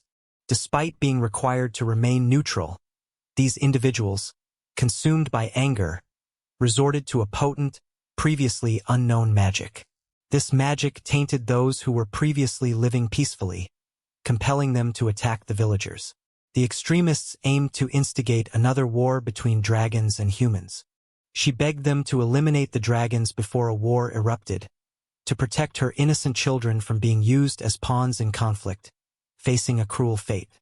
Despite her thorough explanation, your ghost indicated he comprehended her request for him to hunt, and also prevent the dragons, who were living peacefully, from meeting a pointless demise while being manipulated by troublesome extremists using the parasite. She confirmed his understanding was correct. So, he inquired what she would offer him in return, stating that giving should also involve receiving something. Irritated, she asked what he desired, and he replied, 5 dragon scales. He explained that weapons made from dragon materials were renowned for their quality, so he asked her to provide him with 5 scales for each dragon he hunted, a request he believed was achievable. Additionally, he requested armaments and armor forged with dragon breath, valued at approximately 1,000 gold in the market. She hesitated briefly, taken aback, and accused him of behaving like a fraudster. He then snapped his fingers, indicating she could hold whatever opinion she liked, as he drew up the contract. The contract detailed that the daimyo ghost would undertake the task, with the dragon god compensating him for his services. The job was straightforward: apprehend the dragons causing havoc in human settlements and fortresses. The captured dragons were to be delivered to the Golden Law, with a reward of 5 dragon scales per dragon, along with weapons valued at 1,000 gold, to be provided by morning following the task's completion. Should either party breach the agreement, the dragon god would become enslaved to demigods. The contract would be activated upon her declaration of her name. He warned her not to attempt any deception, as the contract involved a demon, placing her soul in jeopardy. Understanding the stakes, she reluctantly revealed her true name, Golden Dragon, Golden Law, thereby accepting the contract. Demi-August's smile widened as the contract was finalized. He then instructed her to open the door, assuring her that he would resolve the situation promptly. Despite this, she called out to him once more, insisting that he must capture the dragons alive as they could not afford to let any more perish. Demi-August smirked and replied, "Of course." He valued his customers. As they stood outside, they both sighed with relief, acknowledging that things were unfolding better than expected. Suddenly, Demi-August recalled something, swiftly turned around, and dashed back toward the cave. He called out for the dragon god, but the cave had returned to its normal state, and she had vanished. Alex inquired about the problem. In response, Demi-August, with frustration, cursed, realizing he had forgotten to retrieve the true golden dragon's helmet. Alex informed him that it was impossible to return to the Golden Jade Realm since they were not dragons. Demi-August cursed the dragon for her deceit and vowed to one day exact revenge. Back at the penthouse, a weapons trader with an appealing appearance shouted in confusion. Demi-August responded, recognizing the voice. "Yeah," he confirmed. Alex questioned his decision, then erupted in anger, demanding to know why they were dealing with a weapons trader. He asked if Domingos had abandoned the demons just to come to the surface and sell weapons. Demi-August retorted, explaining that humans in this realm hunt dragons to create weapons. Did Alex not find that concerning? He remarked that Alex lacked business acumen. Domingos confidently elaborated on the monopoly of dragon scales and weapons provided by the true golden dragon, highlighting the potential for immense wealth, as his aim was to join the top 2% of the wealthiest individuals. By entering this business, he would acquire weapons in bulk by capturing dragons. Wasn't that simply easy money? He was certain that his plan was a foolproof business venture, considering that a war occurred every 100 years. Alex countered, stating that without a demon king, there would be no war, and urged him to regain his composure.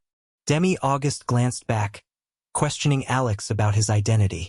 With a menacing look, he revealed that his role as a weapons trader was merely a facade for his true agenda, a means to an end for making money. Dismissing any notion of continuing as a trader, he reminded Alex of his true power, as one who operated in the shadows and controlled the world's weapons. Alex acknowledged this, understanding that Demi-Auguste had not forgotten his ties to the underworld. Demi-Auguste instructed Alex to swiftly relocate the failed product, the hero Zeke, to a suitable location for their operations. Alex wasted no time, taking Zeke with him as he hurried away. Now alone, Demi-Auguste pondered why he would bother with the complexities of running a business. His ultimate goal, he chuckled to himself, was to become the greatest landlord in the fantasy realm. He found Alex's naivety amusing.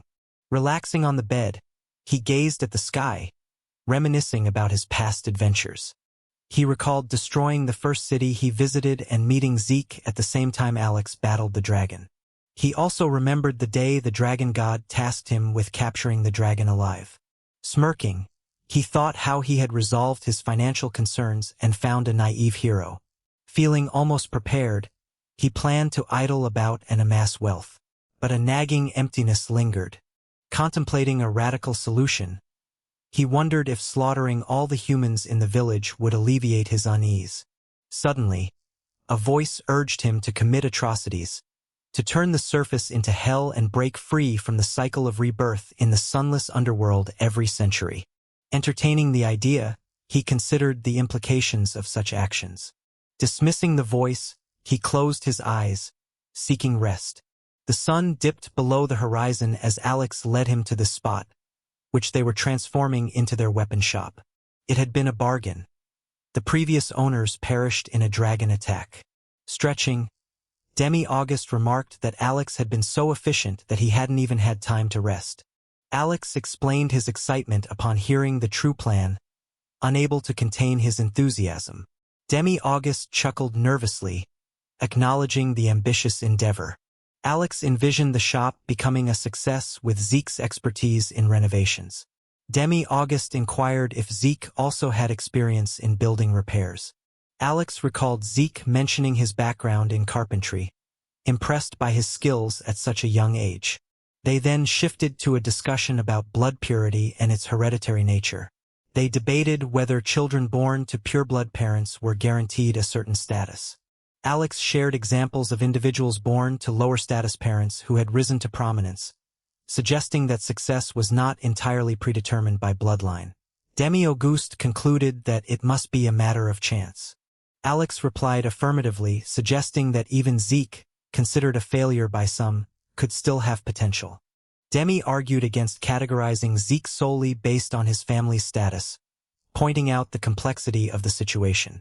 Alex elaborated, noting that while talent might not be inherited, wealth often is.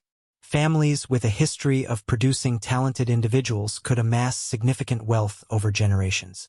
This wealth could then be used to enhance their children's status through various means, thereby perpetuating their high social standing.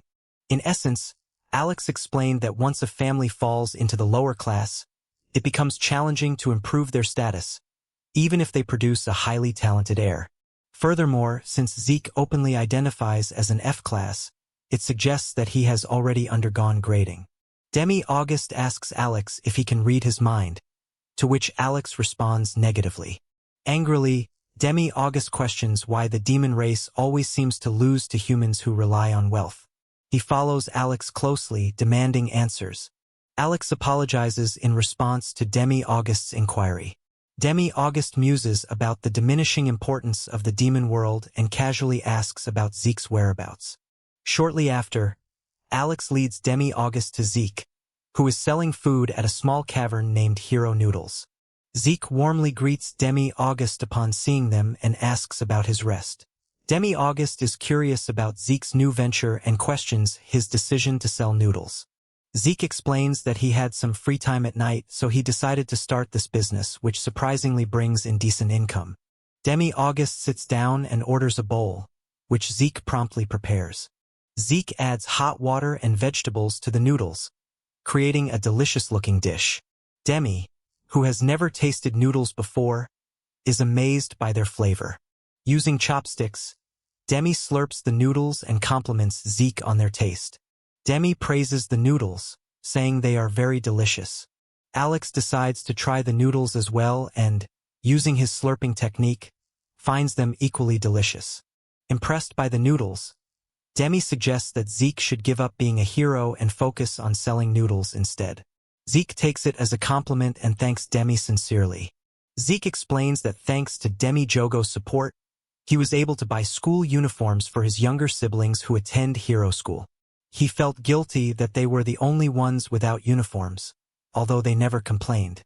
Zeke describes his siblings' joy when they received the uniforms. While still enjoying the noodles, Demi asks about hero school. Zeke admits that he might be taking on more responsibilities than he can manage, as he is currently sending his siblings to a private hero elementary school. He fears it might be too late for him to manage everything. Despite his worries, Zeke is determined to raise his siblings as both heroes and individuals with strong moral values. However, the pleasant atmosphere is suddenly interrupted when someone complains about finding a fly in their food. This complaint draws everyone's attention to a couple at another table. The man in the couple is visibly upset, cursing and complaining about the restaurant's appearance, claiming he only chose to eat there because of his hunger. His wife joins in, expressing her dissatisfaction, stating that she had expressed her dislike for the place before. Zeke tries to defuse the situation by apologizing and pointing out that there were no flies present. Despite Zeke's attempt to calm the man down, he remains angry and throws his hot food at Zeke. Unfortunately, some of the food stains ended up on the man's clothes, which appeared to be quite expensive and stylish. The man continued to shout, challenging Zeke's implication that he was lying. He resorted to insults, calling Zeke a bastard and threatening to use his influence to have the shop closed down. Suddenly, the man recognized Zeke as a member of the Holy Bitch family, known for their misfortunes and failures. His wife chimed in, expressing her disdain for the family as well, questioning why they were still relevant. The man started laughing, and other customers began to recognize the family, wondering if the chef was also a member of the Holy Bitch family. Zeke clarified the name, saying it was Holy Bitch, not Holy Bitch. The man continued to mock, recounting how Zeke's father used to come begging for work, and now his son was selling inferior goods at a stall. With a mocking tone, he remarked, "Like father, like son." Demi-August, who had been silent until now, had finally had enough. He addressed the man, likening him to an annoying fly buzzing around. Unfazed, the man retorted, asking if Demi-August was talking to him and threatening him with death. Without a word, Demi-August simply gestured toward the man. Bewildered, the man observed as Demi-August ominously declared, "It's just a fly," he muttered before closing his fist. The man began to crumple like a hastily folded omelet. The woman, gripped by fear, let out a piercing scream and fled, pleading for salvation. Yet, Demi-August was determined not to let her escape. A swirling purple vortex materialized in his palm. In an instant, both the man and woman were drawn into its depths until nothing remained. Post-event, Demi ominously remarked that those who fail to show gratitude to the hero who saved them forfeit their right to surface-level enjoyment. The onlookers stood frozen in shock, their mouths agape, while Demi-August resumed eating as if nothing had transpired. Suddenly, a piece of paper descended from above, landing in his bowl. It bore a missive from Golden Law, alerting him to the presence of a dragon at Lair Castle and urging his immediate departure. Upon reading it, he set aside his chopsticks, a grin spreading across his face as he instructed Zeke to shutter the shop. It was time to fulfill the first request from their esteemed VIP patron. A lucrative opportunity awaited. Under the cloak of night, our intrepid hero's carriage hurtled down the darkened road. Catching sight of Zeke's trembling form, Alex inquired gently if nerves were plaguing him. Zeke confessed that indeed they were. He never envisioned himself pitted against orcs, goblins, let alone a dragon. Prior to meeting Alex and Demi-Auguste, such a scenario would have been unimaginable. Glancing back, Zeke addressed Demi-Auguste, uncertain if Alex would agree, but every time he looked at him, a sense of assurance washed over him, as if confronting a dragon were just another day's work. Yet, he anticipated being petrified when the moment actually arrived. Alex reassured him that such a mindset was commendable, regardless of any doubts. Demi-Auguste had already dubbed him a hero. Despite not always feeling it, he knew he was the leader of their expedition, so confidence was key. Zeke nervously responded affirmatively, but Alex noted his lack of conviction. After a moment, Zeke replied with a more assured yes. As they approached Lair Castle, Alex warned them to hold on tight as the horse's pace quickened. Speeding past, they caught sight of the castle, cloaked in snow and ice, its towering form dominated by a colossal dragon. The dragon was under the control of the purple parasite. Zeke observed that the castle appeared to have been overrun and wondered about the whereabouts of its inhabitants. Demi-Auguste urged him to remain calm, indicating that the people were gathered elsewhere. Alex speculated that given the size of the castle, there should be several G-class heroes who likely managed to escape.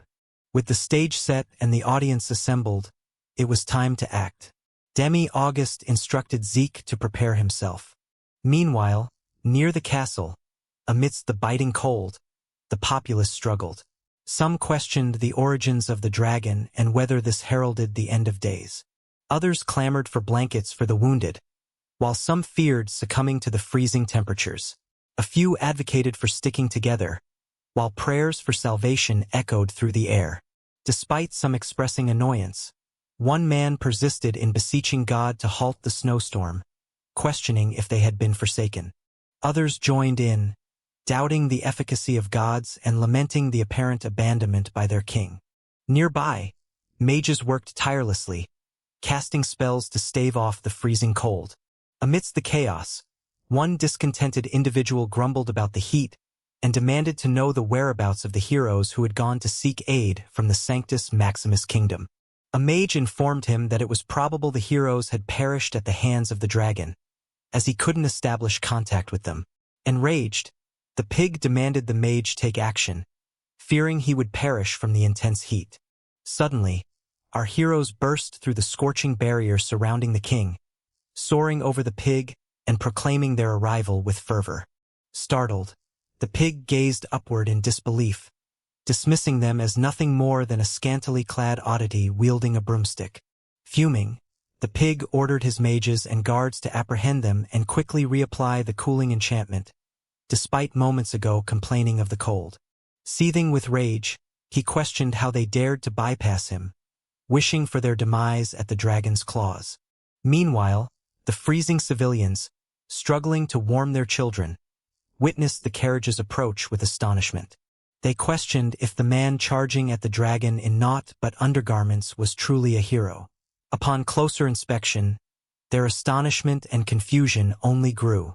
They marveled at the realization that this half-naked figure brandishing a broomstick was indeed their savior. Zeke, feeling a mix of embarrassment and chill, finally took a seat among the curious onlookers. Riding along the now icy path, they passed countless frozen figures, grim reminders of those who had succumbed to the bitter cold. Zeke glanced upward, beholding the immense form of the dragon, its size seeming to magnify as they drew nearer. Demi-Auguste instructed Alex and Zeke to prepare, outlining the plan. Zeke would stand prominently while Alex subdued the dragon, allowing Zeke to deliver the final blow. Reminding Alex not to shirk his duties as he had in the past, Zeke emphasized the importance of teamwork. Alex assured him that he wouldn't repeat past mistakes, having learned from them. Demi-Auguste reiterated the directive to capture the dragon alive, rather than slay it. Alex responded, suggesting he would only partially subdue it. He called out to Zeke, indicating that given the dragon's size, the situation might become somewhat chaotic. He advised Zeke to stand firm and stay in place before stepping into the portal, leaving Zeke puzzled, questioning the meaning behind "a bit chaotic" and "stand his ground." Demigods then instructed Zeke to halt the carriage, explaining that they would rest there, leaving Zeke with the responsibility. As Zeke gazed at the colossal dragon looming over them, he appealed to Demi-Gorgeous, expressing his desire to accompany him, feeling on the verge of panic, secretly acknowledging his fear of facing the dragon up close. Meanwhile, the parasite exerted full control over the dragon. Suddenly, its attention shifted upward. Upon spotting Alex emerging from the portal, floating in the air before descending toward the dragon, the parasite extended its grasp, attempting to seize him, but Alex, with agility and finesse, evaded the onslaught, skillfully closing in on his target. Determined and poised, Alex approached the dragon with acrobatic prowess, delivering a forceful blow that sent the dragon plummeting to the ground with tremendous impact. Nearby, Zeke observed in astonishment and awe, silently remarking, "That was incredible!" Through the smoke, Zeke struggled to see, needing to find a location where Alex could easily locate him.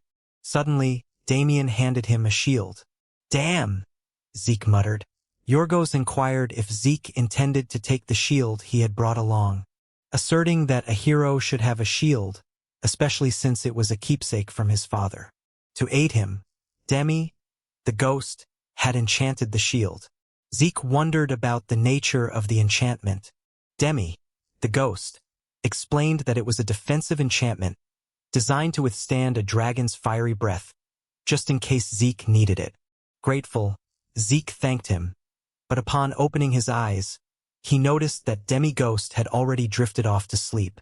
Zeke exited the carriage, silently promising himself to perform better this time. He needed to quickly find a suitable location so Alex wouldn't have to wait. Searching for somewhere prominent, elevated, and centrally located, Zeke finally discovered the perfect spot. Fortunately, he located the spot and began sprinting toward it as fast as he could, but suddenly lost his footing and began sliding. Meanwhile, the dragon bellowed in agony as Alex stepped onto it, endeavoring to extract the parasite lodged within. Despite Alex's efforts, the parasite regained control over the dragon, and the dragon retaliated with a powerful blast of icy breath aimed at Alex. Subsequently, the dragon ascended rapidly into the sky, engulfed in smoke, until a purple hand pierced through, seizing the dragon's teeth. Emerging from the smoke, Alex utilized the momentum to rise and land atop the dragon's head. Transforming his appearance, Alex activated his menacing and lethal appendages, and unleashed a barrage of powerful punches upon the dragon until it crashed into a nearby mountain. After a brief moment, the dragon lay defeated on the ground as Alex stood triumphantly over it, remarking on its remarkable resilience, pondering whether it was attributed to its size. Drawing nearer, Alex declared it was time to end it and delivered a devastating blow, triggering a massive explosion once more upon the mountain. Observing the awe-inspiring battle nearby, Zeke thought to himself, "Just witnessing this is terrifying, yet Alex is facing the dragon alone." He pondered whether Alex truly was a dragon hunter, when suddenly, the voices of survivors grew louder. Amidst the crowd's speculation on whether the hero was prevailing, some grappled with the notion of an unconventional figure being a savior, while others simply rejoiced at the prospect of rescue. A man, previously in prayer, proclaimed that their pleas had been answered. The crowd erupted in cheers, urging the hero onward. Meanwhile, the pig, fraught with anxiety, realized the error in insulting the hero, while Zeke, under the impression that the cheers were directed at him, was moved by their support. However, instead of claiming credit, he acknowledged Alex as the true hero. Envious yet inspired, Zeke yearned to emulate Alex, to be a beacon of hope and salvation for others. A genuine hero. "Save me," a voice suddenly implored. Zeke turned toward the sound, to find a woman nearly frozen, pleading for rescue. Yet, in that moment, the dragon lashed out, sending Alex hurtling through the air. Alex managed to regain his footing, frustration evident as he witnessed the dragon rising once more, its deafening roar reverberating throughout the castle. The dragon began speaking in an unfamiliar tongue, prompting Alex to realize its ability to regenerate autonomously as long as its host remained alive. Disgusted, he muttered, "It's essentially a zombie dragon now." With this realization, Alex understood that if he couldn't slay the dragon, there remained only one option: severing all its limbs. The dragon braced itself and, with incredible speed, lunged toward Alex, who prepared to employ his 100-hand skill. From his back, purple tendrils emerged, coalescing into a colossal hand that clenched into a formidable fist.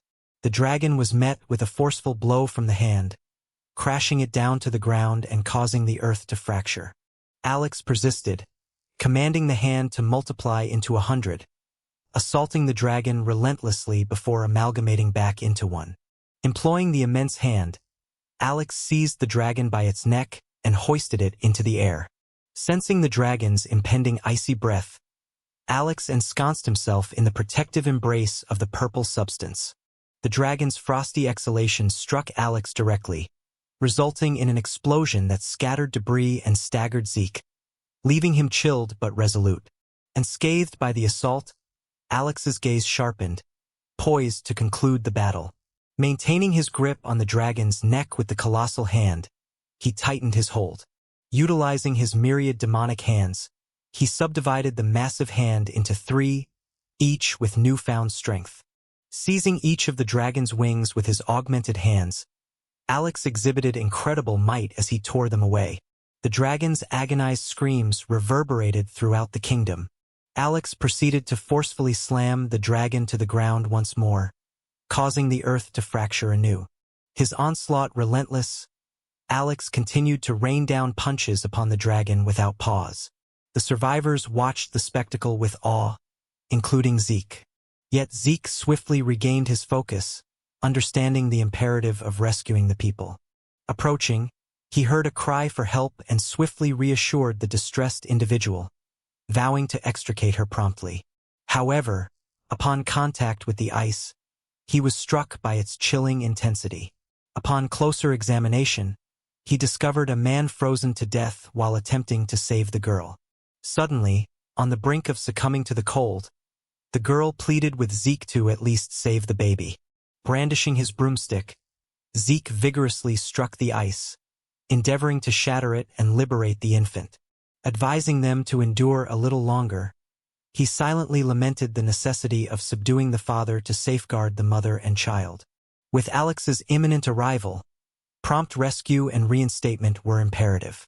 Abruptly, a radiant beam emanated from the dragon.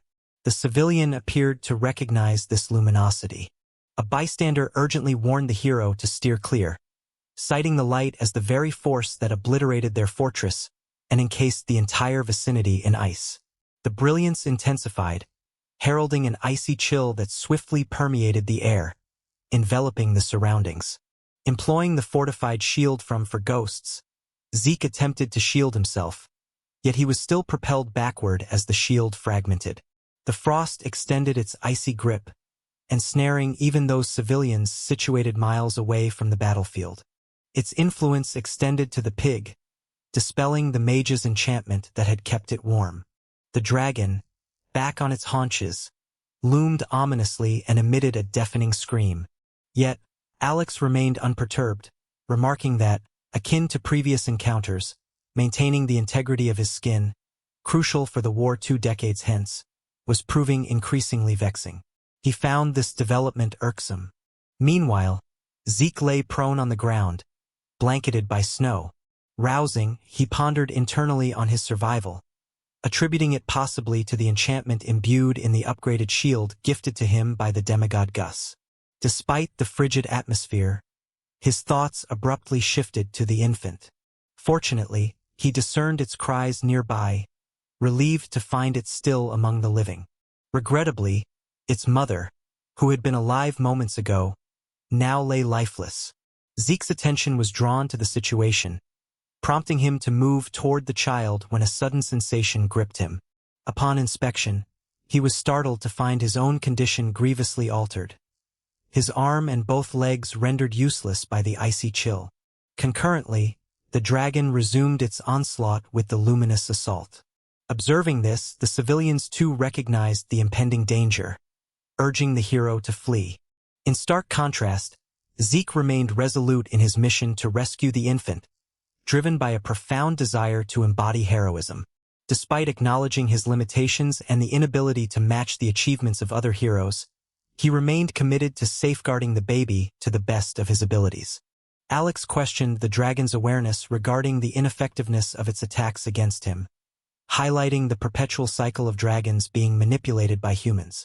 This perpetual exploitation underscored their vulnerability to being utilized by humans. Subsequently, the dragon unleashed yet another freezing assault, causing the icy tendrils to spread throughout the entire kingdom once more.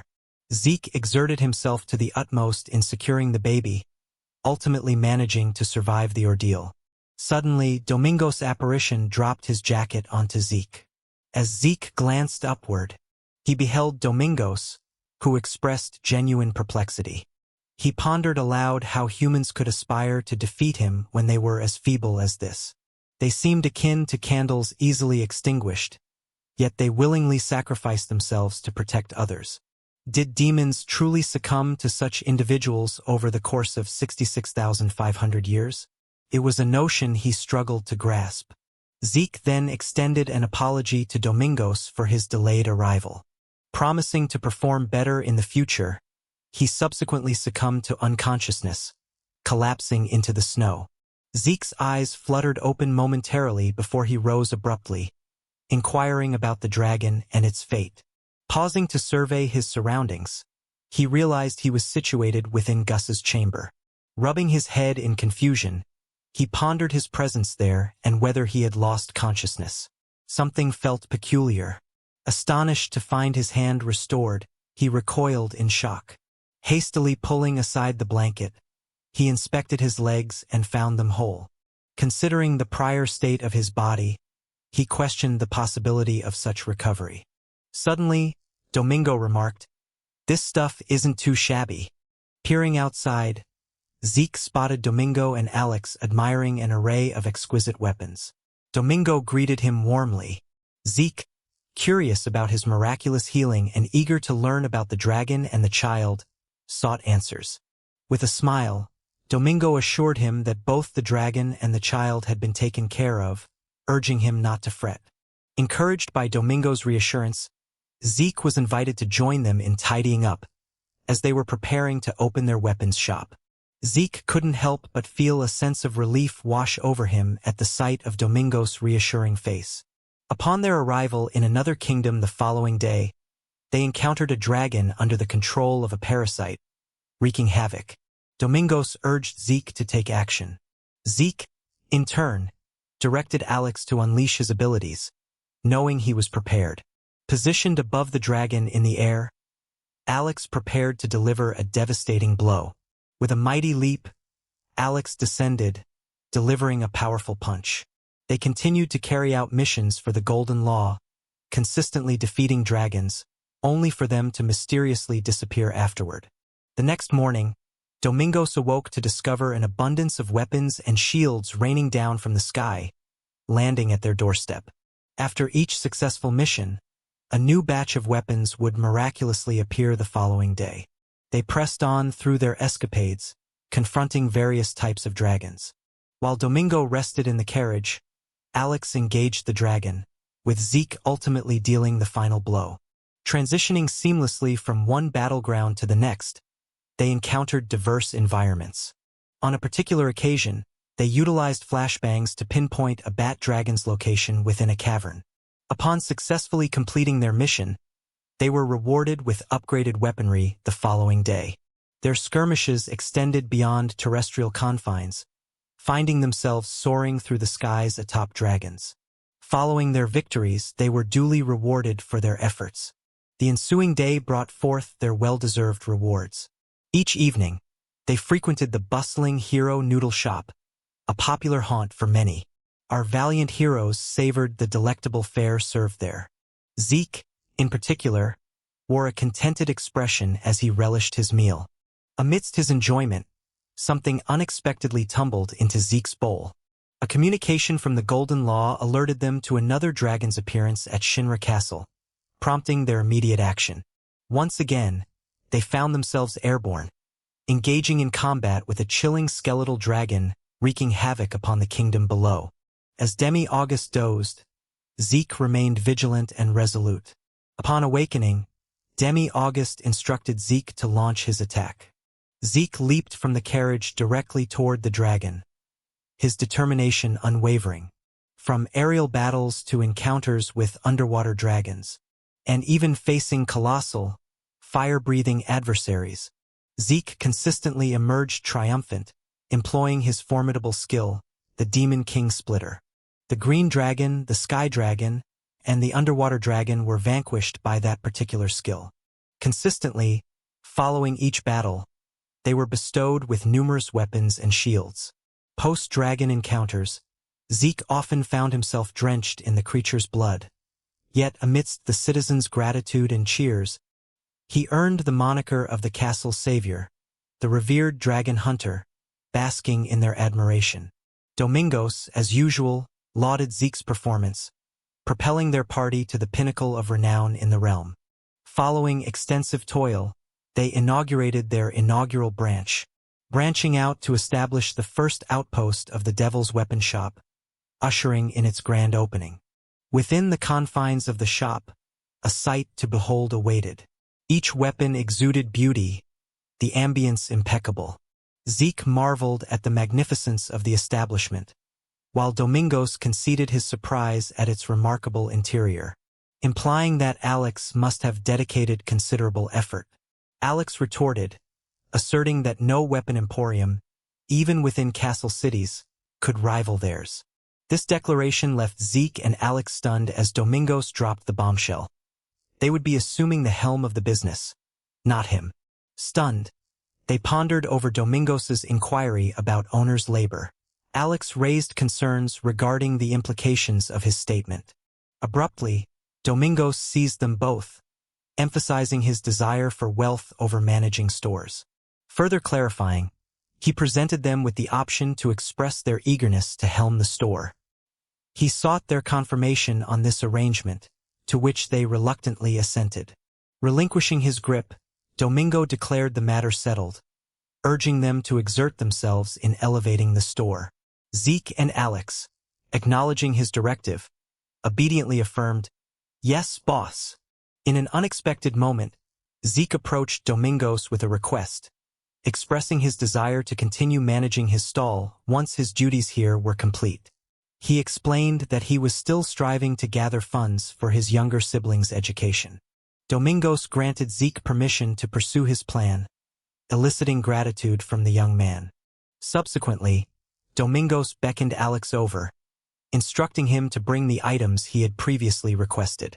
As the day progressed, Zeke found himself captivated by a peculiar shield adorned with numerous eyes, openly expressing his admiration for its craftsmanship. Intrigued by what he observed on the shield, Domingos retrieved it and requested that Alex decipher the inscription. With clarity, Alex read aloud the shield's name, Doom's Lagoon, revealing its origin as being crafted from dragon scales obtained through daring hunts. Crafted with a blend of blue, dark stone, and chaotic scales, this shield stands as a testament to the skill of the underworld's premier blacksmith, Hermes. It's a limited-time offering for this season. Detailed explanations followed, revealing the shield's remarkable resilience, capable of withstanding 3 to 4 assaults from the Demon King.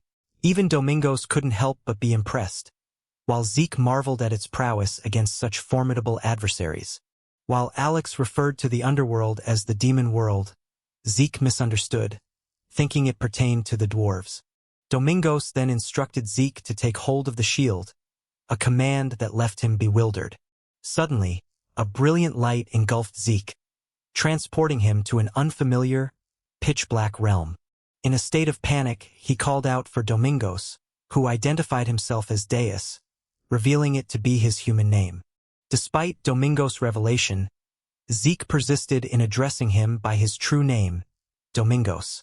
Despite characters like Zeke referring to him as Deus, for brevity's sake, I'll henceforth denote him as Deus. Returning to the narrative, Zeke was startled by a mysterious voice questioning if he was the one who summoned it.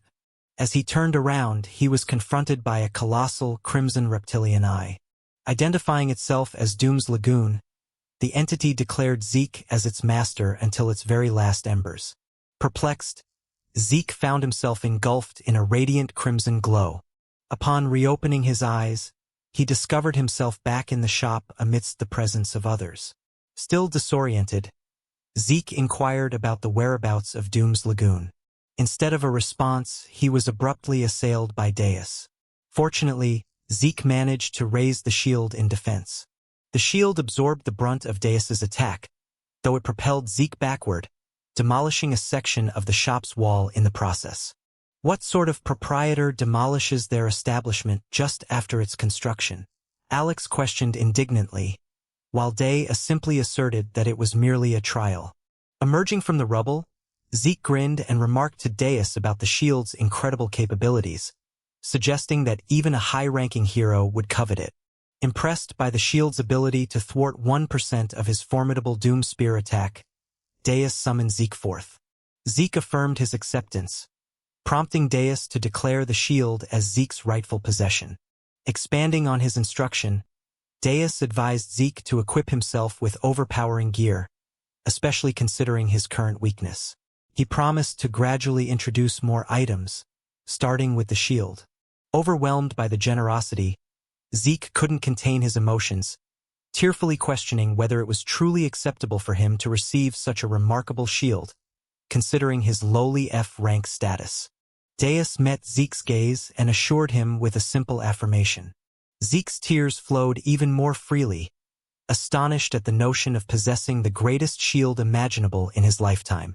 Deus regarded Zeke with a mixture of fondness and exasperation, teasingly labeling him a dummy for crying without any physical harm.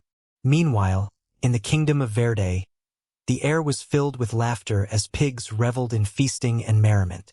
Among the notable landmarks was Akama Castle, once ravaged by demigods in a prior chapter.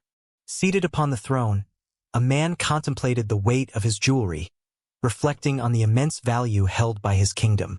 Pondering the king's decision, he mused on the futility of hoarding wealth that couldn't be taken beyond the grave. Turning his attention to the princess, he sought validation for his thoughts. Amidst the uproarious laughter of the surrounding pigs, the question hung in the air. Abruptly, all eyes shifted towards the entrance as a cloaked figure made their presence known. The hooded figure swiftly ascended the stairs, scanning the room with an intent gaze. Each step was deliberate as he meticulously surveyed every nook and cranny, while the onlookers observed in hushed anticipation. A palpable tension filled the room as the figure moved amongst them, seemingly oblivious to their scrutiny. Suddenly, the hooded man inclined in a bow, as if searching for something at ground level. He remarked on the absence of any signs of conflict from the castle gates to their current location, prompting the king to inquire about his identity. With a cryptic smile, the hooded stranger dismissed the inquiry, urging the king not to concern himself and to carry on as usual. Mimicking another's movements, the man propelled himself into the air with graceful agility. With a graceful landing, he positioned himself before the pig and the princess. Surveying the cracked floor, he deduced that the damage was inflicted by a single powerful explosion. Rising to his feet, he turned his gaze towards the decimated mountains, contemplating the enormity of the destruction caused by a lone strike. His mind whirled with disbelief, questioning the plausibility of an individual capable of such devastation. Tension palpable in the air, the pig eyed the stranger nervously and with suspicion. Urging his companions into action, the pig rallied his cohort to forcibly remove the intruder. Despite their readiness to act, a green-clad youth intervened, cautioning against hasty movements due to the inherent danger. He dismissed them as mere interlopers who had usurped the area. Despite the green boy's plea for the preservation of life, The pigs disregarded his words and charged toward the man with lethal intent.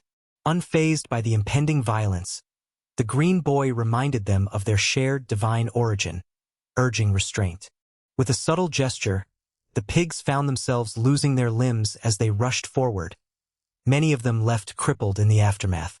Asserting his dominance, the green boy warned the remaining pigs to cease their actions if they wished to avoid a similar fate. Stunned by the display of magic, the pig leader demanded an explanation, questioning the identity and motives of the mysterious man. The man clarified that he was sent to investigate recent disturbances on behalf of the authorities above, hoping for the pig's cooperation. Perplexed by the notion of above, the pig gestured upward, seeking clarification. With solemn reverence, the green boy revealed himself as a representative of God, the Sanctus Maximus Populi. The pig, overcome with astonishment, exclaimed in disbelief, questioning if the green boy was referring to the holiest of entities, the Sanctus Populi. The green boy surmised that further explanation was unnecessary, given the pig's apparent understanding. Turning to the matter at hand, he urged the pig to provide a detailed account of the day's events. Who was involved, what occurred, and why. The sudden obliteration of Akama Castle, renowned for its sturdiness, followed by the mysterious disappearance, defied logic. The pig admitted his ignorance, disclosing that rumors circulating among traders referred to the culprit as white hair. Elaborating further, he recounted witnessing an unidentified individual with white hair entering the castle gates that morning. Subsequently, screams echoed through the air, culminating in the castle's abrupt destruction. With a heavy heart, the pig conceded that his knowledge extended no further, lamenting the tragic loss of life within the castle, leaving only God privy to the full truth. The boy with green hair gave a smirk, turned on his heel, expressed his gratitude for the information, and bid farewell. Yet, the pig abruptly proclaimed that the kingdom's disruptor was actually its liberator. He insisted the green boy couldn't comprehend. The despotism of King Verde was unimaginable. He alleged that Akama Castle, lauded as the finest in the world, was erected over the lifeless bodies of its own people. The individual with alabaster locks was heralded as the liberator, ordained by the divine to overthrow the malevolent monarch and restore the fortress to its true heirs. He persisted in his outcry, declaring the man to be the genuine prophet, vastly surpassing figures like Sanctus Maximus, who manipulate the divine for their opulent existence. The boy with green hair spun back, regarded him with earnest eyes, and acknowledged the eloquence of his oration. He then declared that they would ascertain whether the castle's destroyer was indeed heaven-sent, or merely another entity in league with malevolence. In an abrupt motion, he severed the man's head, questioning his audacity to slander Sanctus Maximus in such a way. Concurrently, Deus and Alex crushed another dragon underfoot, likewise ensnared by the parasite. They then departed, with Dio remarking initially on the joy of abundant work, but pondered if the sheer volume indicated a grave crisis for the dragons. He speculated that if matters had escalated to such a degree, perhaps Golden Law should intervene and rectify the situation, given her claim as the deity of dragons. Alex proposed that her inability to act might stem from her earthly incarnation as a mortal. Baffled, Deus inquired further about Alex's assertion. Alex admitted his uncertainty, but suspected it was linked to the annals within the dimensional archive. Deus queried the nature of this archive, and Alex elucidated that it was the pivotal testimony acknowledged in the Celestial Tribunal. Deus explained the reliability of memories, cautioning against their susceptibility to manipulation through hallucination magic. He emphasized the sanctity of the dimensional library, the sole authoritative source of evidence immune to alteration. Transitioning to a different topic, Deus revealed Golden Law's reluctance to intervene, citing her apprehension about leaving behind a record in the dimensional library. Thus, her presence remained a closely guarded secret. Alex concurred, acknowledging the likelihood of Deus's assertion. Intrigued by Golden Law's secrecy, Deus queried Alex's thoughts on the matter. However, Alex, feeling inadequate to comprehend the complexities of a dragon god's personal affairs, admitted his lack of insight. With the discussion concluded, they proceeded towards their carriage, where Zeke lay sound asleep. Observing Zeke's exhausted state, Alex remarked on his resilience despite confronting a dragon that even high-ranking individuals would find challenging. Deus found Zeke's unique fortitude intriguing, pondering over the significance of his character. Noticing Zeke's careful handling of the shield, Deus questioned Alex about its peculiar wrapping. Alex explained Zeke's sentimentality towards the shield, intending to pass it down to his younger siblings once he achieved hero status.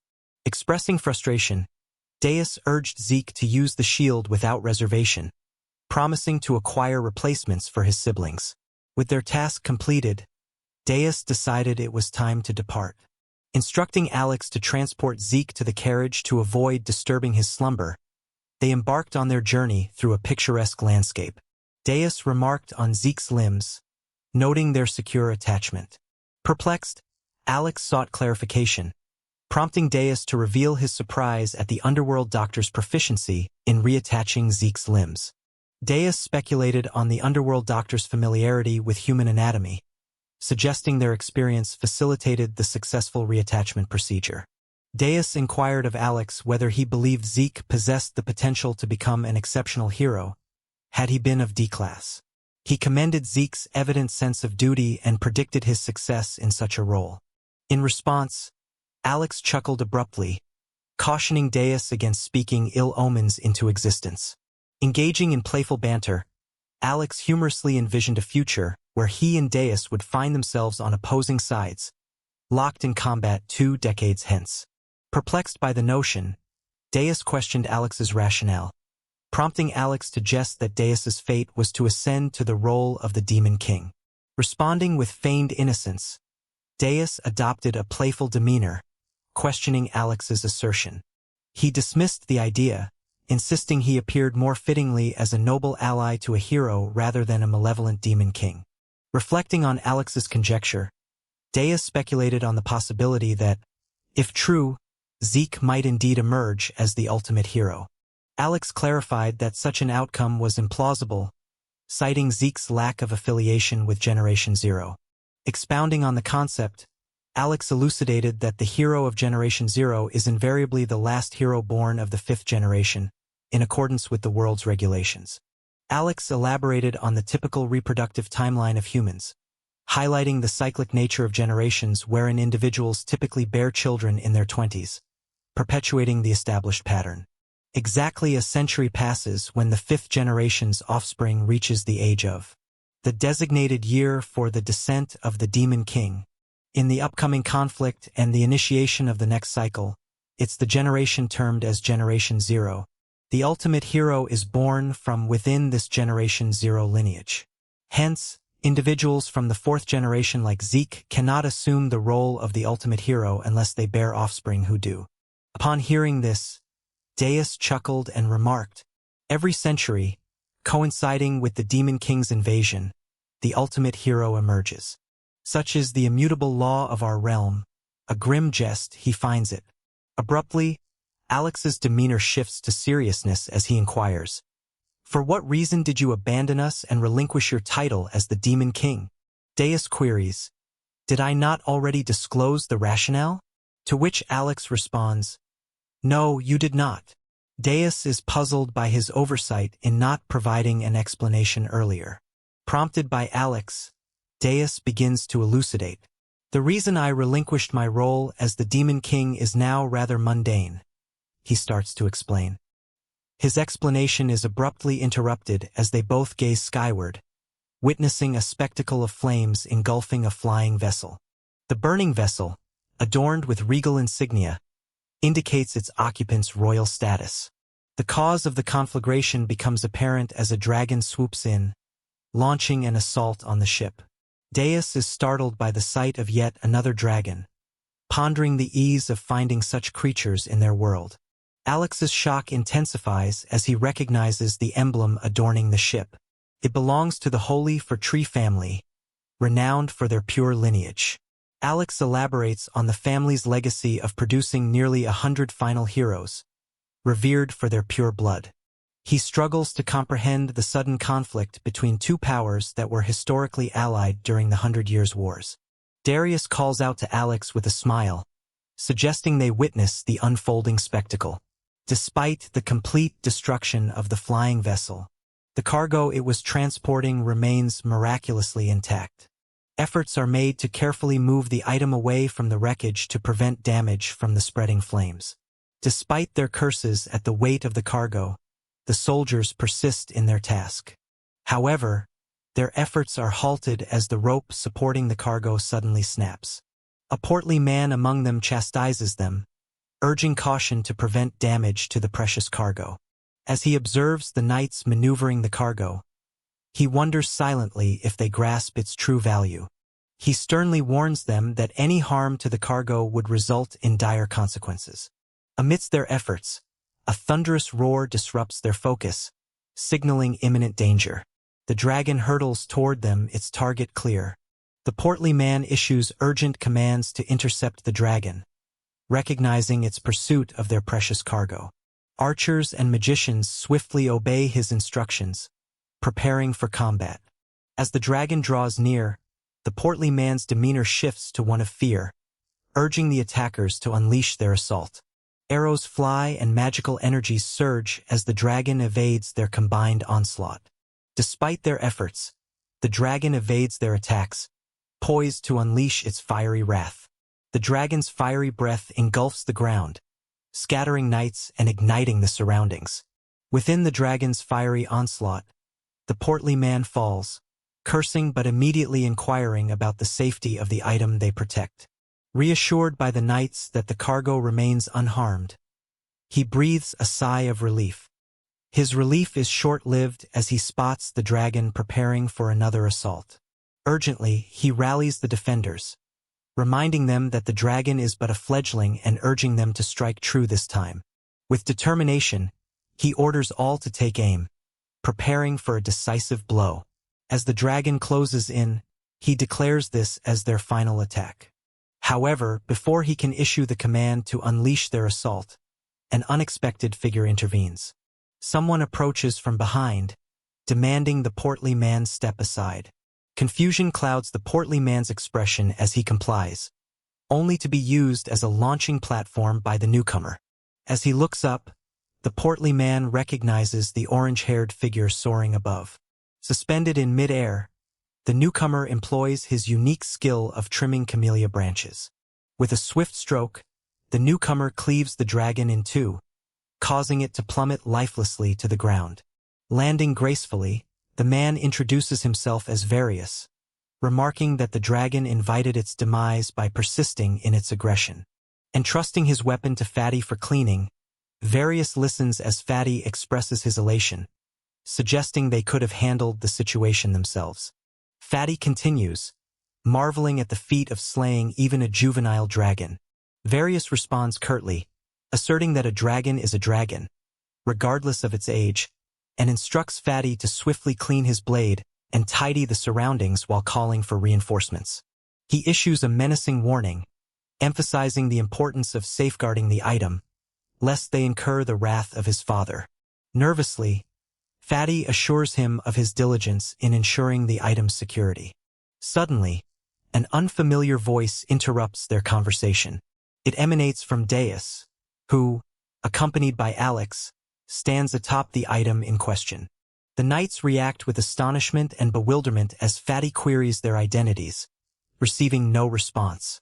Instead, Deus uses his foot to reveal the true nature of the item, another dragon.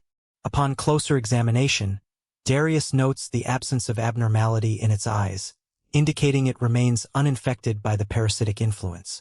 Deus comprehends the dragon's motive for pursuing the item, to save its mother, and Alex shares his conviction menacingly. Deus questions the breach of the supposed ceasefire with the dragons and suggests conspiracy, given the involvement of individuals from the hero family. Various observes them coldly, suggesting there are more matters to address.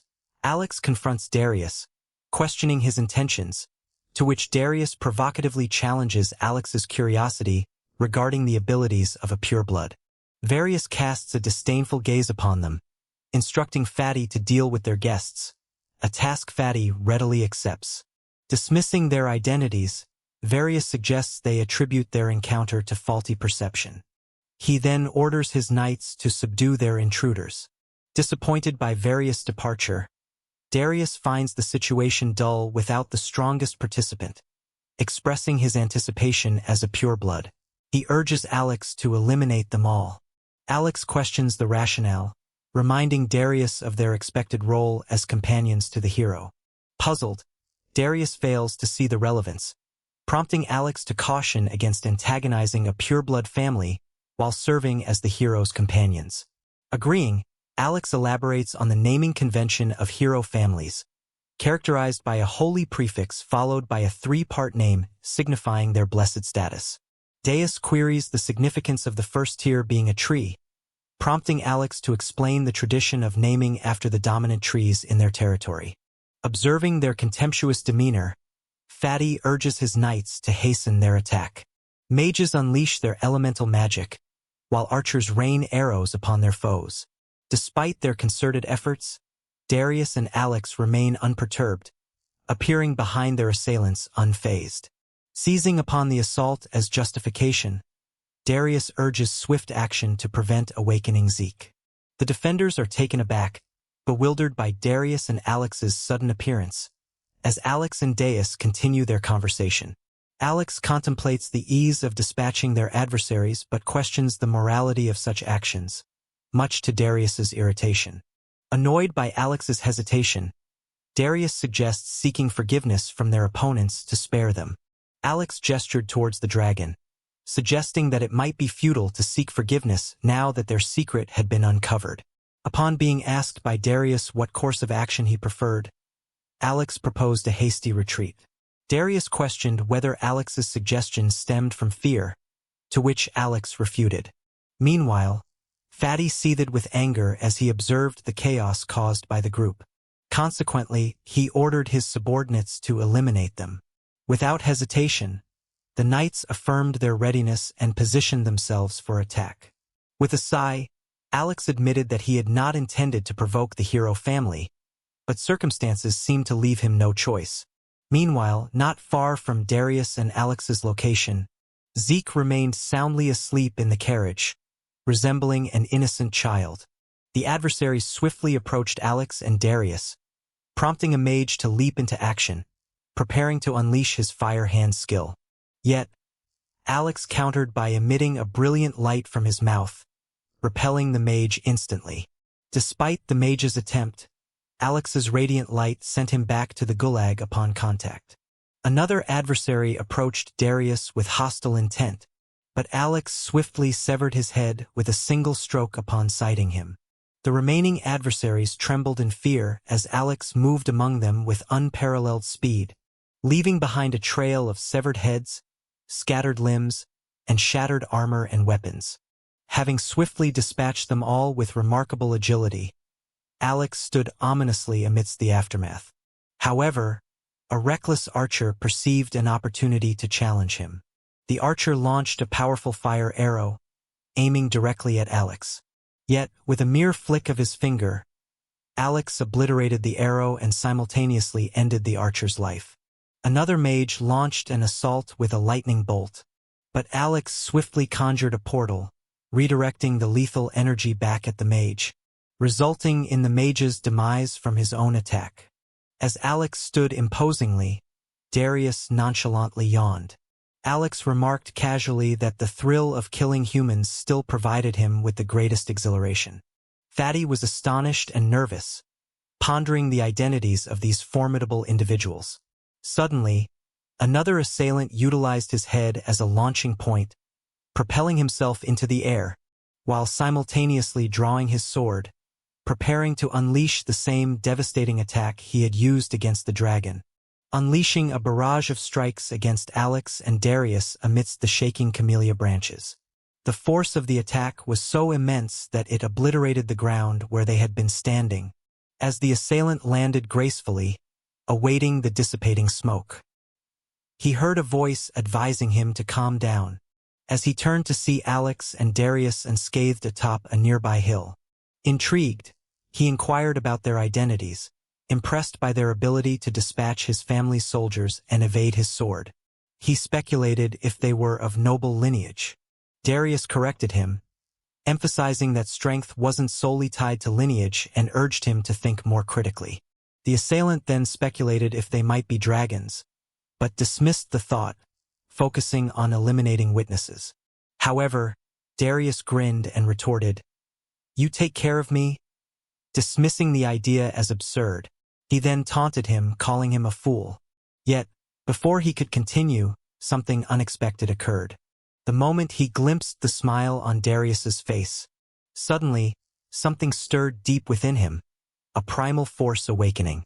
A brilliant light radiated from his being, and he began to scream, startling even Alex. His scream intensified, growing louder and more chaotic, bewildering his companions. He possessed a vocal power that could rival Goku's mighty roar. In a stunning transformation, he ascended into a Super Saiyan. Darius found amusement in the spectacle that Varius was putting on. In a blur of movement, Varius dashed forward and materialized in front of Darius. Varius resembled a primal beast, his form altered in some inexplicable way, catching Darius's attention. Darius noted the apparent changes in Varius' demeanor. With unwavering determination and indescribable rage, Varius unleashed a flurry of slashes towards them. Despite Varius' ferocity, Darius skillfully evaded his attacks, landing gracefully on another hill. He taunted Varius, calling him a fool and urging him to increase his speed, as boredom threatened to overtake him. Abruptly, Alex called out to Darius with a smile, suggesting they depart. Darius, puzzled, remarked that the situation was just becoming interesting. He questioned why Alex seemed intent on spoiling the fun, wondering if it was out of fear of the hero. Alex confirmed his apprehension, revealing his decapitated hands adorned with crosses of light. Disgusted, Darius inquired about the significance of the markings. Suddenly, Varius surged towards them once more, coming face to face with Darius. Their proximity was so intimate it seemed as though they might share a kiss. Darius then confronted Alex, asserting that he couldn't deceive him. He recognized Alex's capability to dispatch the hero effortlessly, pondering why Alex hesitated. Meanwhile, Varius once again unleashed his devastating breaking camellia tree skill, causing destruction in the surrounding area. However, this time Darius remained stationary. Sporting a smile, he reminded Varius of his earlier assertion of impossibility, stating that not even a strand of his hair could be touched. Undeterred, Varius summoned a luminous sword and aimed it at Darius, who skillfully dodged each strike. Amidst the onslaught, Varius questioned if Darius belonged to a noble lineage. Darius retorted, questioning whether he resembled someone of noble descent, as he continued to evade Varius' attacks. Despite Varius' immense destructive power, Darius remained unimpressed, expressing his boredom with the repetitive battle. He held optimistic expectations due to Varius being descended from the last hero, yet Varius appeared to be no more significant than a marginally faster fly. Darius remarked that he was too indolent to bother killing him, and added that those who perished at the hands of someone like Varius were utterly insignificant. Ready to conclude the matter, Darius ceased evading and poised to employ his technique, Doom's Guillotine. However, Alex suddenly intervened, absorbing the full force of the attack to shield Varius. Seizing the opportunity, Varius utilized his technique, weaving camellia vines and piercing Alex in the stomach. Confused, Darius questioned Alex's actions. Alex gazed at Varius and spat a purple substance at him. Varius' eyes, previously ablaze with anger, reverted to normal, and he collapsed unconscious before Alex and Darius. Darius noticed that Alex had only knocked Varius unconscious instead of killing him, so he asked why. Darius pointed out that Alex had been avoiding Varius earlier, claiming to be afraid of him, yet now he was here blocking Darius to save Varius. Darius demanded an explanation. Alex apologized, stating that his concern did not lie with this young hero, He then added, "It's the order of the world." Confused, Darius asked if causing chaos, destruction, and killing wasn't Alex's specialty. But Alex explained that all of that was within the boundaries of order. He said that if word spread that the master of the underworld was on the surface alone, the whole world would be in an uproar. People would come at him like endless cockroaches. Even a beautiful girl in a cradle would come crawling with a knife. That's just human nature. However, Darius retorted that they should let those cockroaches come because he would burn them all up in one go. He had been pondering this for a long time but couldn't wrap his head around it. How were these weaklings supposed to beat him? It just didn't make any sense to him. As Darius looked at Alex for answers, Alex just smiled and remained silent. This made Darius think there's more that he doesn't know. Alex's silence confirmed to Darius that he would discover the truth 20 years from now. When Darius asked Alex if he wouldn't reveal anything, even if he asked or started talking about the order of the world, Alex simply replied that he was correct and suggested they head back. Suddenly, Darius giggled, transformed, and asked what would happen if he killed the hero right then and there. He taunted Alex, saying that this order Alex was so afraid of made him want to break it. Darius ponders whether a divine being would descend to administer punishment upon him. To his astonishment, Alex replies that he is uncertain, but he is convinced that Darius's aspiration to become a member of a hero's party and dwell among the world's 2% wealthiest individuals would amount to nothing. Darius would need to confront and vanquish all the heroes in the world for that dream to materialize. Rather than resigning as the Demon King, he would transform into the most infamous Demon King in history. Alex then proposes that launching an attack on humans before the final hero emerges might be a prudent strategy. He approaches Varys, stating that he will deal with him personally, and instructs Darius to rest. However, Darius halts him and inquires whether he is perhaps dense for not comprehending his jests. He asserts that the entire affair of the Demon King and the war is currently irrelevant to him, so they should not soil their hands in vain. Alex then questions whether they are simply going to abandon the hero in this manner. He suggests that he could thrust his leg through the hero's body to end it. However, Darius urges him to hasten and create a portal. Alex complies, and Darius inquires if he will not be joining them. Alex responds that he will follow closely behind after erasing any evidence of their presence. He instructs Darius to proceed and rest. Darius inquired about Alex's arm, but Alex simply pulled him into the portal and reassured him that such injuries would be swiftly mended once they reached the underworld. He reassured Darius not to fret and to return first. Darius agreed and entered the portal, instructing Alex to catch up promptly once he was done. Following the closure of the portal, Alex stood in silence for a moment. He then lowered himself in front of Varys and, with a demonic countenance and tone, insulted Varys, calling him a mere punk for daring to designate him one of the 7 dukes of the demon world with that tainted light. Alex's fury was so palpable that blood appeared to flow sharply from his eyes as he vowed, in a demonic manner, that he would personally end the lives of Varys's descendants in 20 years, thereby terminating the lineage of the revered stewards, the Asher family. Meanwhile, Zeke remained in a deep slumber, his dear shield by his side. Darius approached him with a smile, commenting on Zeke's evident exhaustion as he was completely knocked out. Darius then contemplated the future, specifically what would unfold 20 years later, expressing frustration with the existing rules and order. He questioned the reasons behind the dragon's disruptive behavior, disparaging the dragon god and questioning her awareness of her offspring's plight. Suddenly, the dragon god materialized, floating in the air, and inquired if Darius was labeling her as unintelligent. Darius turned to her and bluntly confirmed that he was indeed referring to her. He asked if she had been observing everything that had transpired. She replied affirmatively, stating that she had placed a feather on him for surveillance. Darius then gestured toward the baby dragon corpse slain by the hero earlier, suggesting that if she intended to file a formal complaint against humans, he could act as a witness. Amused by the concept of a demon serving as a witness, she sarcastically remarked. She asked if he envisioned attending court and introducing himself with, "Hello, I'm the Demon King. I prevented the hero, who violated the peace treaty, from hunting a dragon. He argued that assuming all demons were inherently evil was biased. She countered, questioning whether he expected her to believe that despite demons causing havoc every century. He conceded, pondering aloud why demons continued to emerge and whether they could simply reside in the underworld.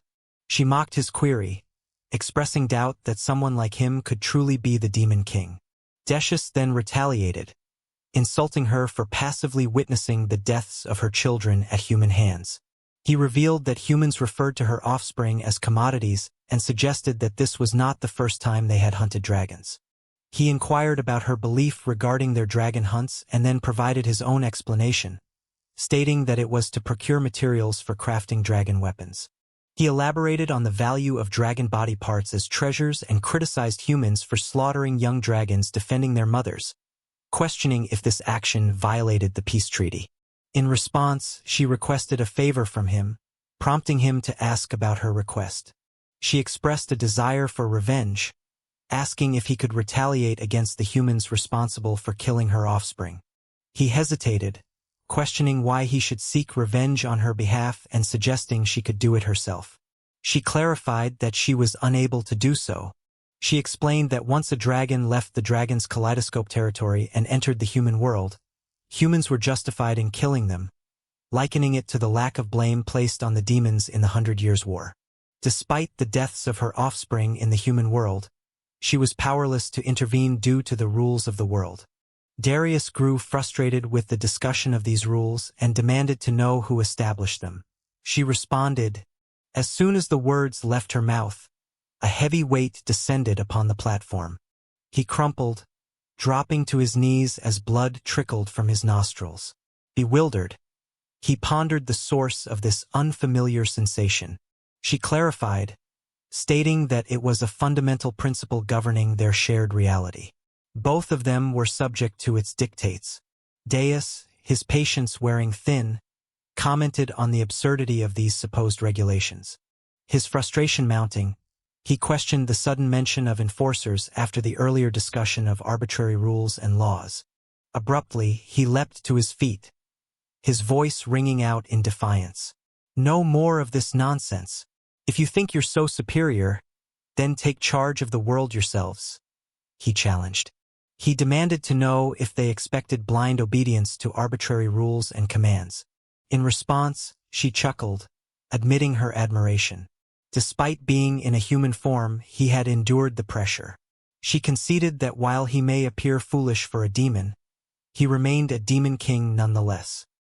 He cautioned her to choose her words carefully when speaking to him, resorting to an insult by calling her a lizard brain. Intrigued, she inquired about his decision to step down as a demon king. Her excitement grew as she realized he was the first to do so in the last 666 centuries. Speculating, she mused that the enforcers must be experiencing a headache due to his defiance of the rules. Darius questioned her apparent joy at his actions, suggesting that she might harbor a desire to break the rules herself. Nervously, she denied any such desire, insisting that she was merely curious since it was an unprecedented event. Despite her warning to be wary of the enforcers, she believed he was currently safe. However, she predicted that in 20 years, when the time came, they would surely take action against him. Darius challenged her warning, stating that he would not be intimidated by their tactics and would confront them whenever necessary. Changing the subject, she pressed him again for the reason behind his decision to step down as a demon king, curious about his motivations for breaking a cycle that had endured for 665 centuries. He began to explain, stating that the reason wasn't particularly impressive. However, his explanation was cut short. Abruptly, their conversation was interrupted as Alex appeared and urged Darius to leave with him. Alex mentioned that he had sorted things out, but he was puzzled by the presence of the dragon guard. The dragon god expressed anger at Alex's timing. Darius urged Alex to quickly open the portal so they could return home, a suggestion that Alex agreed to. Despite the urgency to leave, the Golden Lord interjected, demanding that Darius provide an answer before departing. Darius broke the fourth wall, mentioning they'd receive a barrage of negative comments for prolonging the chapter, so he promised to explain another time. When she inquired further, he urged her to quickly return, teasingly noting how the author was teasing readers about why he had stopped being the Demon King. Suddenly, she called him back, insisting that even if he didn't seek revenge for her, he should expose those villains and reveal how many heroes were involved. She lamented the loss of many of her children, warning that if it continued, it would violate the treaty. She speculated that recent extremist actions might be connected. Upon hearing this, Darius requested triple the usual fee, which confused her. He explained that since the case was challenging, he wanted 3 times the usual amount. Shocked, she called him a demon-like bastard, but reluctantly agreed. Sarcastically, she asked if he was pleased, to which he replied, "Oh, thank you, dear customer." Before they departed, she pointed her finger at him, and a light shone upon him. He asked what it was. She explained it was magic to conceal his demonic aura, noting that not only the hero beside him but also the bystanders reacted to his aura. However, that wouldn't be a problem now. He comprehended and rudely told her to leave, then instructed Alex to drive away from the location. Golden Law found his attitude irritating as they departed, leaving her alone, suspended in the air under the full moon. She pondered whether she was truly making the right decision. The following day, our 3 heroes arrived at a stunning location. Darius inquired about how the kingdom became so wealthy. Alex replied that they descended from a heroic lineage dating back 60,000 years. "The Holy Ghost, you are your family." Darius then questioned why Zeke, also a hero, was considered worthless. Zeke was present and, feeling ashamed, said, "I'm sorry for acting that way." Alex suggested they discuss these matters privately, without Zeke. Darius asked why, to which Alex responded that Zeke might start rebelling. When Darius pressed for more explanation, Alex explains that as he previously mentioned, once a hero's family gains fame, many nobles and castle lords will offer to sponsor them. Sponsoring a hero is seen as contributing to world peace. Additionally, activities such as dragon poaching from the previous night can be a lucrative source of income. To be frank, dragon poaching is widely known but kept quiet, even among dragons themselves. When Darius asks why, Alex explains that since humans are at war with the demon world, dragons are compelled to assist humans. If humans were to be defeated, dragons would likely be the next target. Disagreeing, he points out that dragon body parts are highly sought after even in the demon world, making it a profitable enterprise for those with the capability.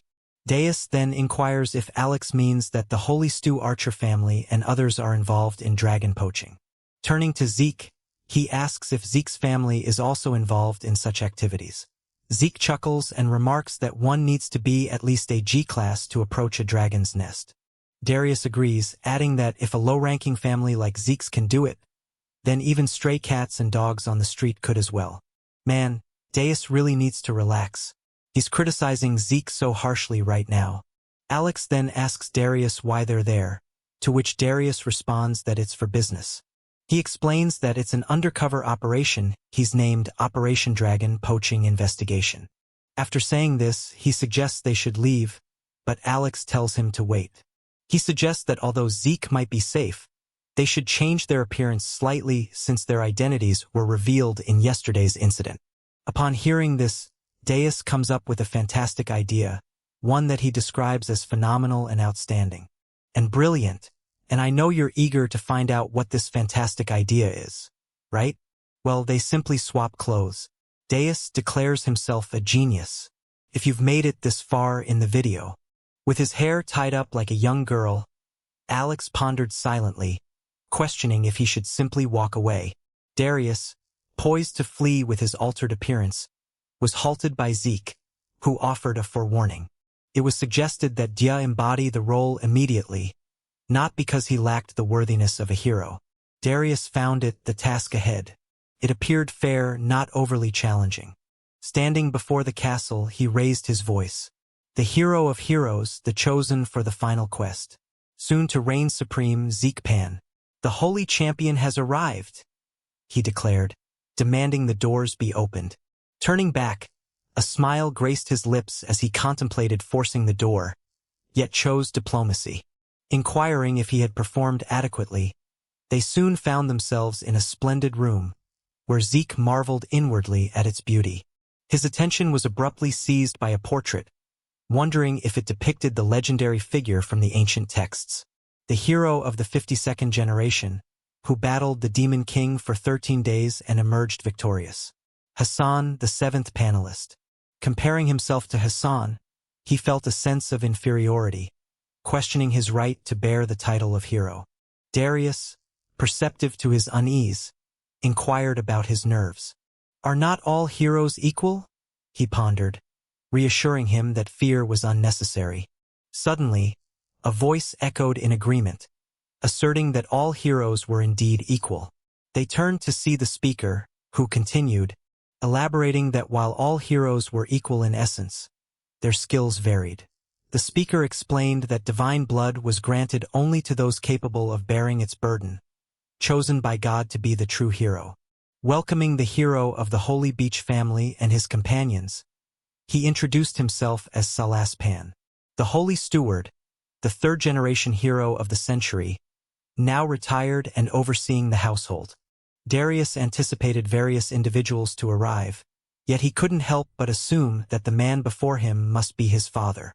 The last hero, born from the 5th generation of the century, embodies the world's law. They are bestowed with the title of Zero.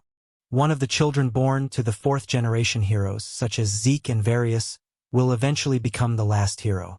Zeke rose to his feet, bowing respectfully as he introduced himself as Zeke Hollybush, expressing his profound honor at meeting Salas. He then presented his companions, Sir Deus and Sir Alex, standing beside him. To his astonishment, Solus revealed his knowledge of Zeke and his party. Explaining his tardiness, Solus mentioned having to consult with the hero management department. It appeared Zeke had somehow gathered companions, despite being informed of Zeke's withdrawal from the race. Zeke's response was nonchalant, expressing no surprise. Salas sensed this, acknowledging Zeke's perseverance. Upon hearing this, Salas turned to Deus, remarking that a wealthy merchant had secured his place as a hero's companion by aligning with a descendant of a fallen hero.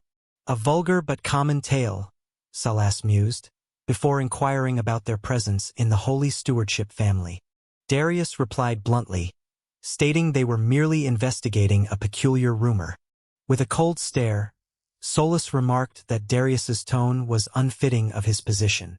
In response, Darius questioned Solus's desire to be treated as a noble now that he had retired, suggesting a shift in demeanor. Nervously, Zeke urged Deus to cease his remarks and be mindful of his manners. Unexpectedly, Salas burst into laughter, noting Deus's directness. He recalled his own past, once unaware of his place and behaving recklessly, as if he alone could vanquish the Demon King. Salas cautioned Darius to be wary, for there is always someone greater, likening it to a sky beyond the ceiling. Zeke let out a nervous chuckle and concurred, acknowledging that hardly a soul hadn't heard of the infamous D-rank hero, Sir Solus. Solus settled himself down and inquired of Darius the nature of these rumors. Deus elaborated, mentioning whispers of something termed the Holy Stupidity.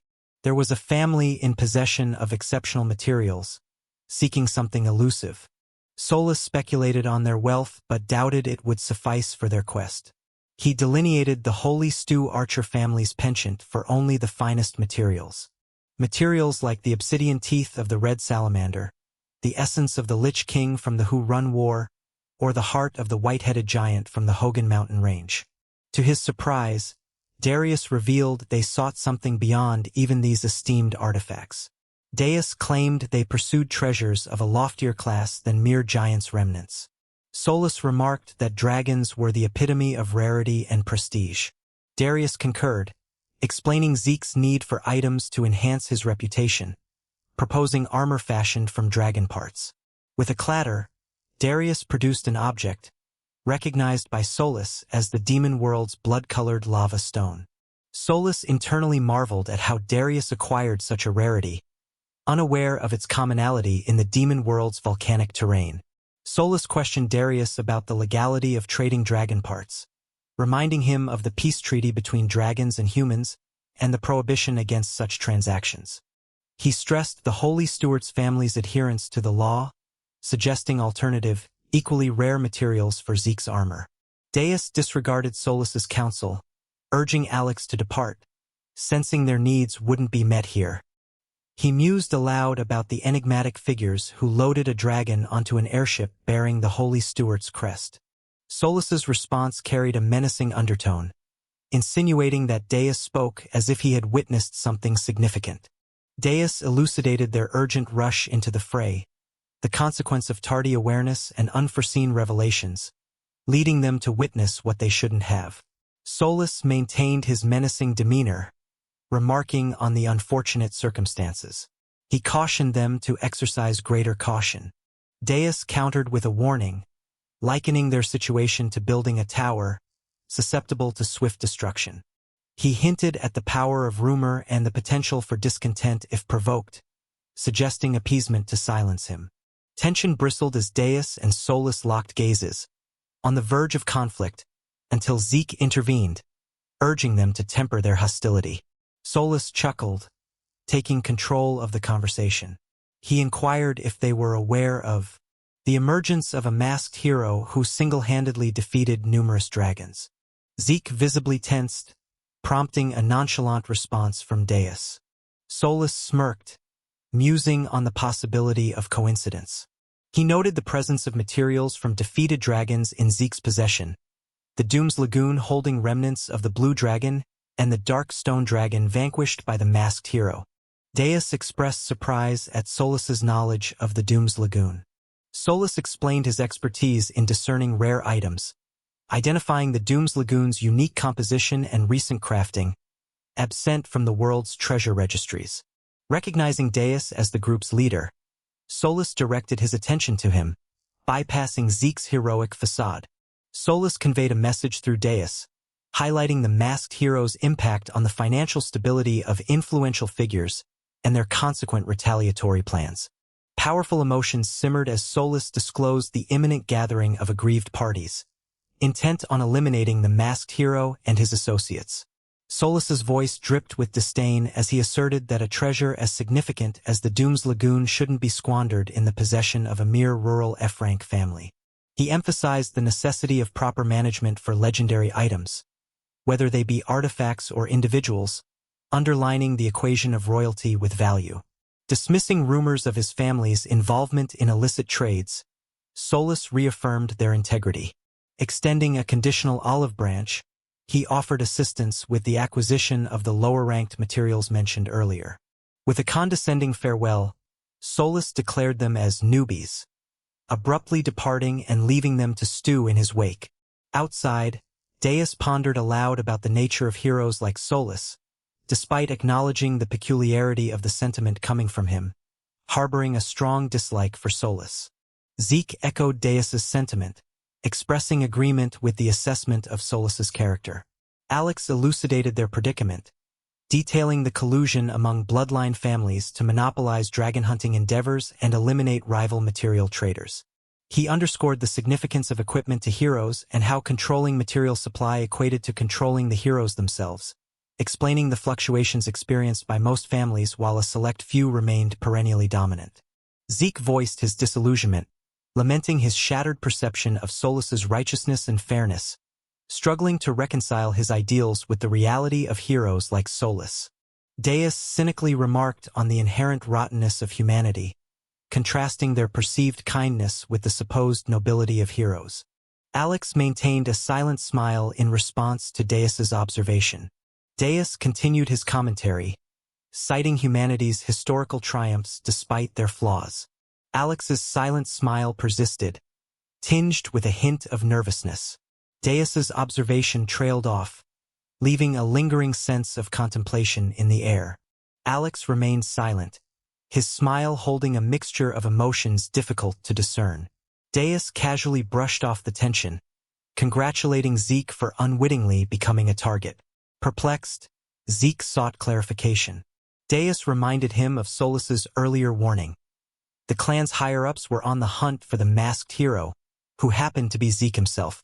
The weight of Deus's words brought Zeke to tears, realizing that the heroes pursuing him likely hailed from prestigious families.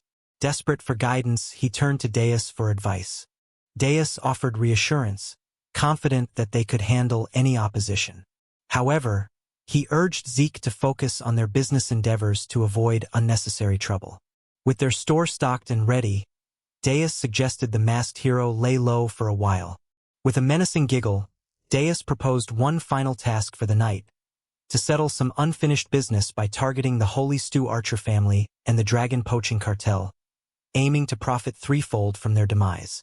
Alex and Zeke, bewildered, inquired about their upcoming venture. Deus elaborated on their plan, emphasizing the need to eliminate their adversaries and seize lucrative opportunities under the cover of darkness. As night descended and the full moon illuminated the sky, Zeke and Deus strolled through the picturesque streets. Deus expressed envy at the Holy Stew Archer family's luxuries, noting their possession of a castle with its own lake. Interrupting Deus, Zeke halted and hesitantly broached a question. Deus prompted Zeke to proceed with his query. Zeke voiced his discomfort with their current mission: sneaking into the Holy Stew Archer family's domain to locate a hidden dragon corpse as evidence of dragon poaching. He likened their actions to thievery. Deus affirmed Zeke's assessment, acknowledging his astuteness. Zeke, not content, raised his hand metaphorically, indicating another question. He pointed out the contradiction in their stealthy approach as they walked openly through the castle's central corridor. Their conversation was abruptly interrupted by the approach of armored footsteps belonging to two guards. While Deus remained composed, Zeke's panic was palpable. Urgently, Zeke alerted Darius to the approaching patrol, urging him to hide swiftly, fearing they were already caught. The two guards appeared formidable, their gazes seemingly locking onto our heroes. Zeke's nerves heightened as he contemplated their next move, grappling with uncertainty. To his immense relief, the guards passed by without acknowledgement, prompting Zeke to exhale a sigh of relief. Zeke speculated that Darius had cast an invisibility spell, a theory confirmed by Darius himself. Impressed by Darius's magical prowess, Zeke voiced his admiration. Darius announced his intention to forge ahead, prompting Zeke to request that he wait for him. Moments later, as they traversed past resplendent golden edifices, Zeke caught up with Darius. Zeke marveled at the opulence surrounding them, expressing his awe. Observing their surroundings, Zeke remarked on the absence of any evidence suggesting the Holy Stew Archer family harbored a dragon. He pondered their next move and expressed concern over Alex's whereabouts. Darius reassured Zeke, explaining that Alex had proceeded ahead to commence their mission. Zeke nodded in understanding. Curious, Darius inquired about Zeke's family background, prompting Zeke to recount a legacy of poverty, rooted in familial lore passed down from his grandfather. Deus provocatively suggested that Zeke's family may have lacked diligence. Blushing slightly, Zeke acknowledged the possibility, noting that both his grandfather and father held low ranks as heroes. Darius, intrigued by the concept of hero ranks, queried Zeke further. Zeke explained the process, detailing the requirement of graduating from Hero University before undertaking the ranking test, eliciting surprise from Darius. Darius absorbed this revelation, impressed by the existence of such an institution.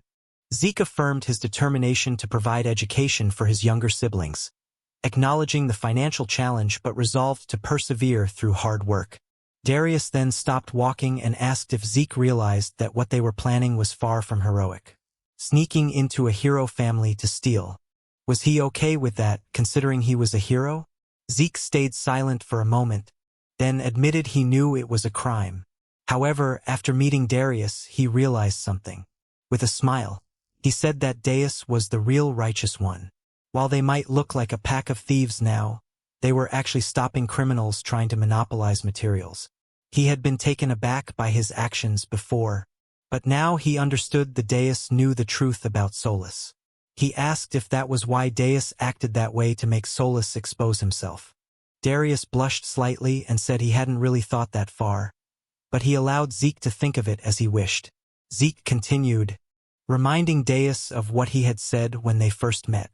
This is a chance. Although he couldn't say it then, he had almost given up on being a hero. It's impossible for someone like me, he thought to himself all of his life. Although it wasn't the best situation, meeting a rank hero and using an amazing shield was all thanks to Darius. He admitted he hadn't done anything to deserve this stealing. It didn't matter as long as his younger siblings could live well. He wanted to ensure these kids weren't called failures like he was. He would make sure he didn't pass down his poverty to them and would raise them into amazing heroes in the same tests. Although they wouldn't be on the front lines 20 years later for the 666th war, he would ensure they could at least participate in the rear, so he could have a large portrait of his siblings fighting in the war, like the one they saw at Solstice Place. He hoped to pass down a legacy to future generations of his family. The Holy Beach family participated in the 666 war against the Demon King. That's how the Holy Beach family defeated the Demon King and lived happily ever after. He desired to be remembered eternally. That was his aspiration. Darius intervened, questioning, "And what about you? Do you not have a role in this? Is there nothing you aspire to achieve or become? Do I not yearn to lead my life in a certain manner? Have I not sacrificed everything for my family? Is satisfaction with just that sufficient?" Zeke pondered aloud in response to Darius's inquiry. After absorbing Darius's words, Zeke trembled momentarily, but then regained his composure and replied, "That is my sole desire. I shall eradicate poverty from the Holy Beach family within my lifetime. I am willing to strike a deal with the devil if necessary to accomplish that," Zeke declared, prompting a smirk from Darius. "It seems you have chosen the right devil to bargain with. Let us pursue this to the end, even if it leads us to the depths of hell," Darius responded assuredly. Without delay, Darius summoned Alex, who promptly materialized through a portal. Perched atop a street lamp akin to Spider-Man, Alex acknowledged, "Yes, Master." Zeke's joy at Alex's return was evident, but his confusion surfaced when Alex mentioned he had found something. Alex clarified, suggesting they proceed to confront their adversaries in their secret chamber. Upon Alex's arrival, he approached Darius directly. "Shall we proceed?" Alex inquired. Darius, however, sought confirmation regarding Alex's findings. Alex produced a brown notebook from his pocket, confirming his success, much to Zeke's amazement. Furthermore, Alex disclosed that he had also located the list of clan members. He commenced listing the various family names associated with the clan, including the Holy Polonia family, the Holy Smoke family, the Holy Evergreen family, the Holy Ash family, the Holy Chestnut family, the Holy Grail Kova family, the Holy Elder family, the Holy Silverbird family, the Holy Oak family, the Holy Cottonwood family, the Holy Willow family, and so forth. With a self-assured smile, he proclaimed the existence of 76 listed families, each with extensive histories and esteemed reputations. Upon hearing this, Zeke's expression soured. He felt a pang of sadness, recognizing many of these families from the heroic stories in textbooks. He questioned their involvement in such actions. Getting straight to the point, Darius inquired about the dragon's hiding place. Taking in the beauty of the landscape with its captivating lake, Alex confirmed the suspicion. It was confirmed they were indeed concealed underwater. This revelation struck Zeke deeply. Dia proposed they commence.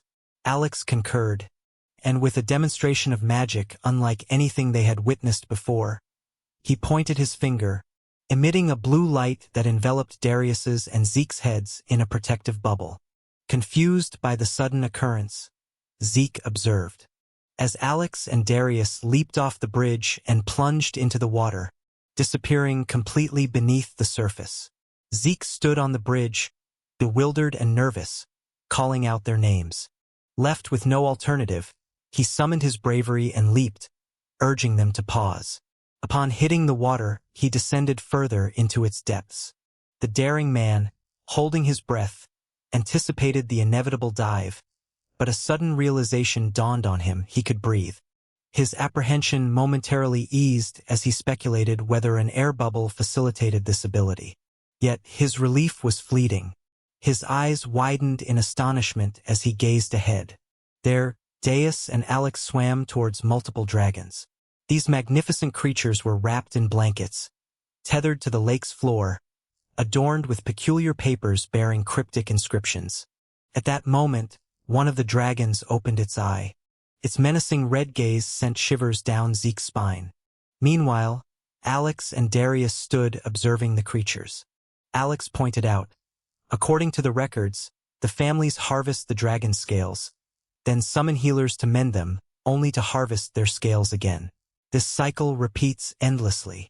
He elaborated that this systematic healing and harvesting allowed them to sustain this operation, effectively creating a farm or factory of living dragon scales. With a keen interest, Alex continued. This particular dragon here has endured this cycle for 230 years. Gosh, this is blatant animal abuse. I should report them to animal control, remarked Zeke. Zeke was utterly astonished. He couldn't comprehend how the individuals revered as heroes could be so cruel. Darius joined the conversation, turning to Alex with a grave expression. Do you think the hardliners are aware of this? He asked. Alex replied without hesitation. Don't be surprised. It's possible that since their guard remained passive even as things worsened, they decided to take matters into their own hands. Darius nodded thoughtfully. That might explain why they're using those strange parasites to fight humans instead of focusing on their mutual enemy, the demonic race. He remarked with a chuckle, a glint of understanding in his eyes. I suppose I get it. If I were in their position, I might have tried to eliminate them all. Changing the subject, Alex approached the dragon. We should hurry and take a scale so we can leave this place, he said decisively. Darius agreed, and as they watched, Alex extended his claws, sharp and ready, with precision. He pierced the dragon's scale, using his formidable grip to wrench it from the creature's body. Holding the scale, he and Zeke swung upwards to make their escape. Let's get going, Alex urged Darius. But just then something unexpected halted their progress.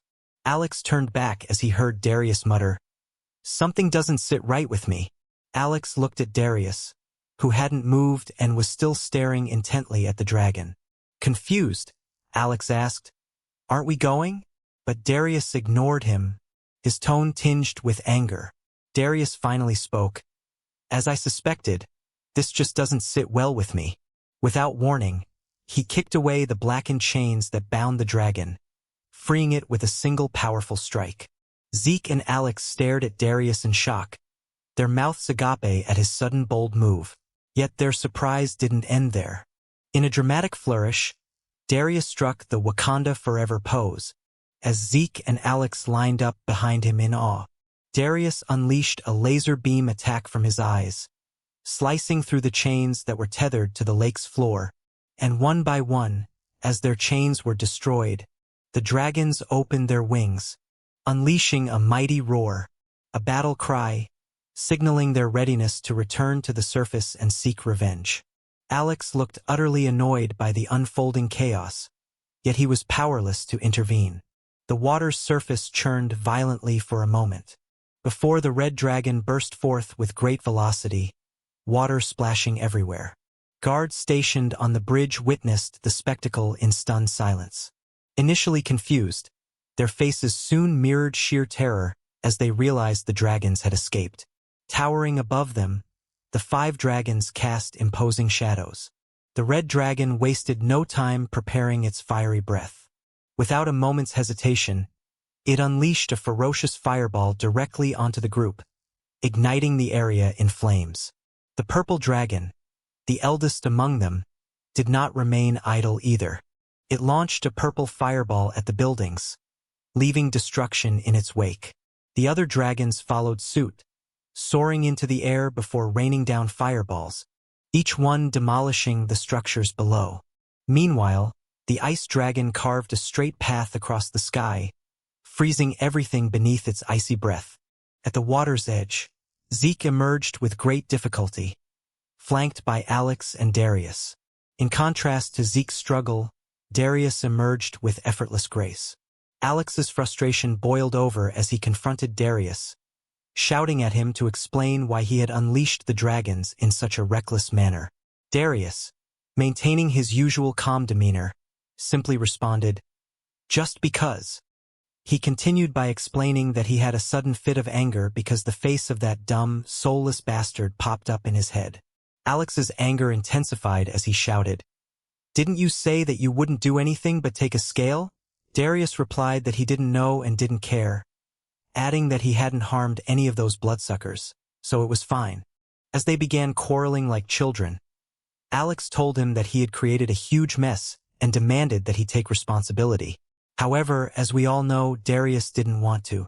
Meanwhile, Zeke turned back and looked at the once beautiful golden place, now turned into fire and ice, filled with destruction from the dragon's rampage. He thought to himself that he was sure Darius said they would do this secretly.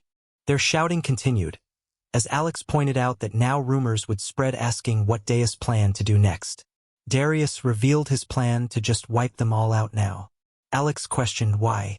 If that was his plan from the beginning, what was the reason for them going undercover in the first place? They were so engrossed in their argument that they didn't notice someone standing nearby, watching them. That person was none other than Varian, who looked angered by those individuals.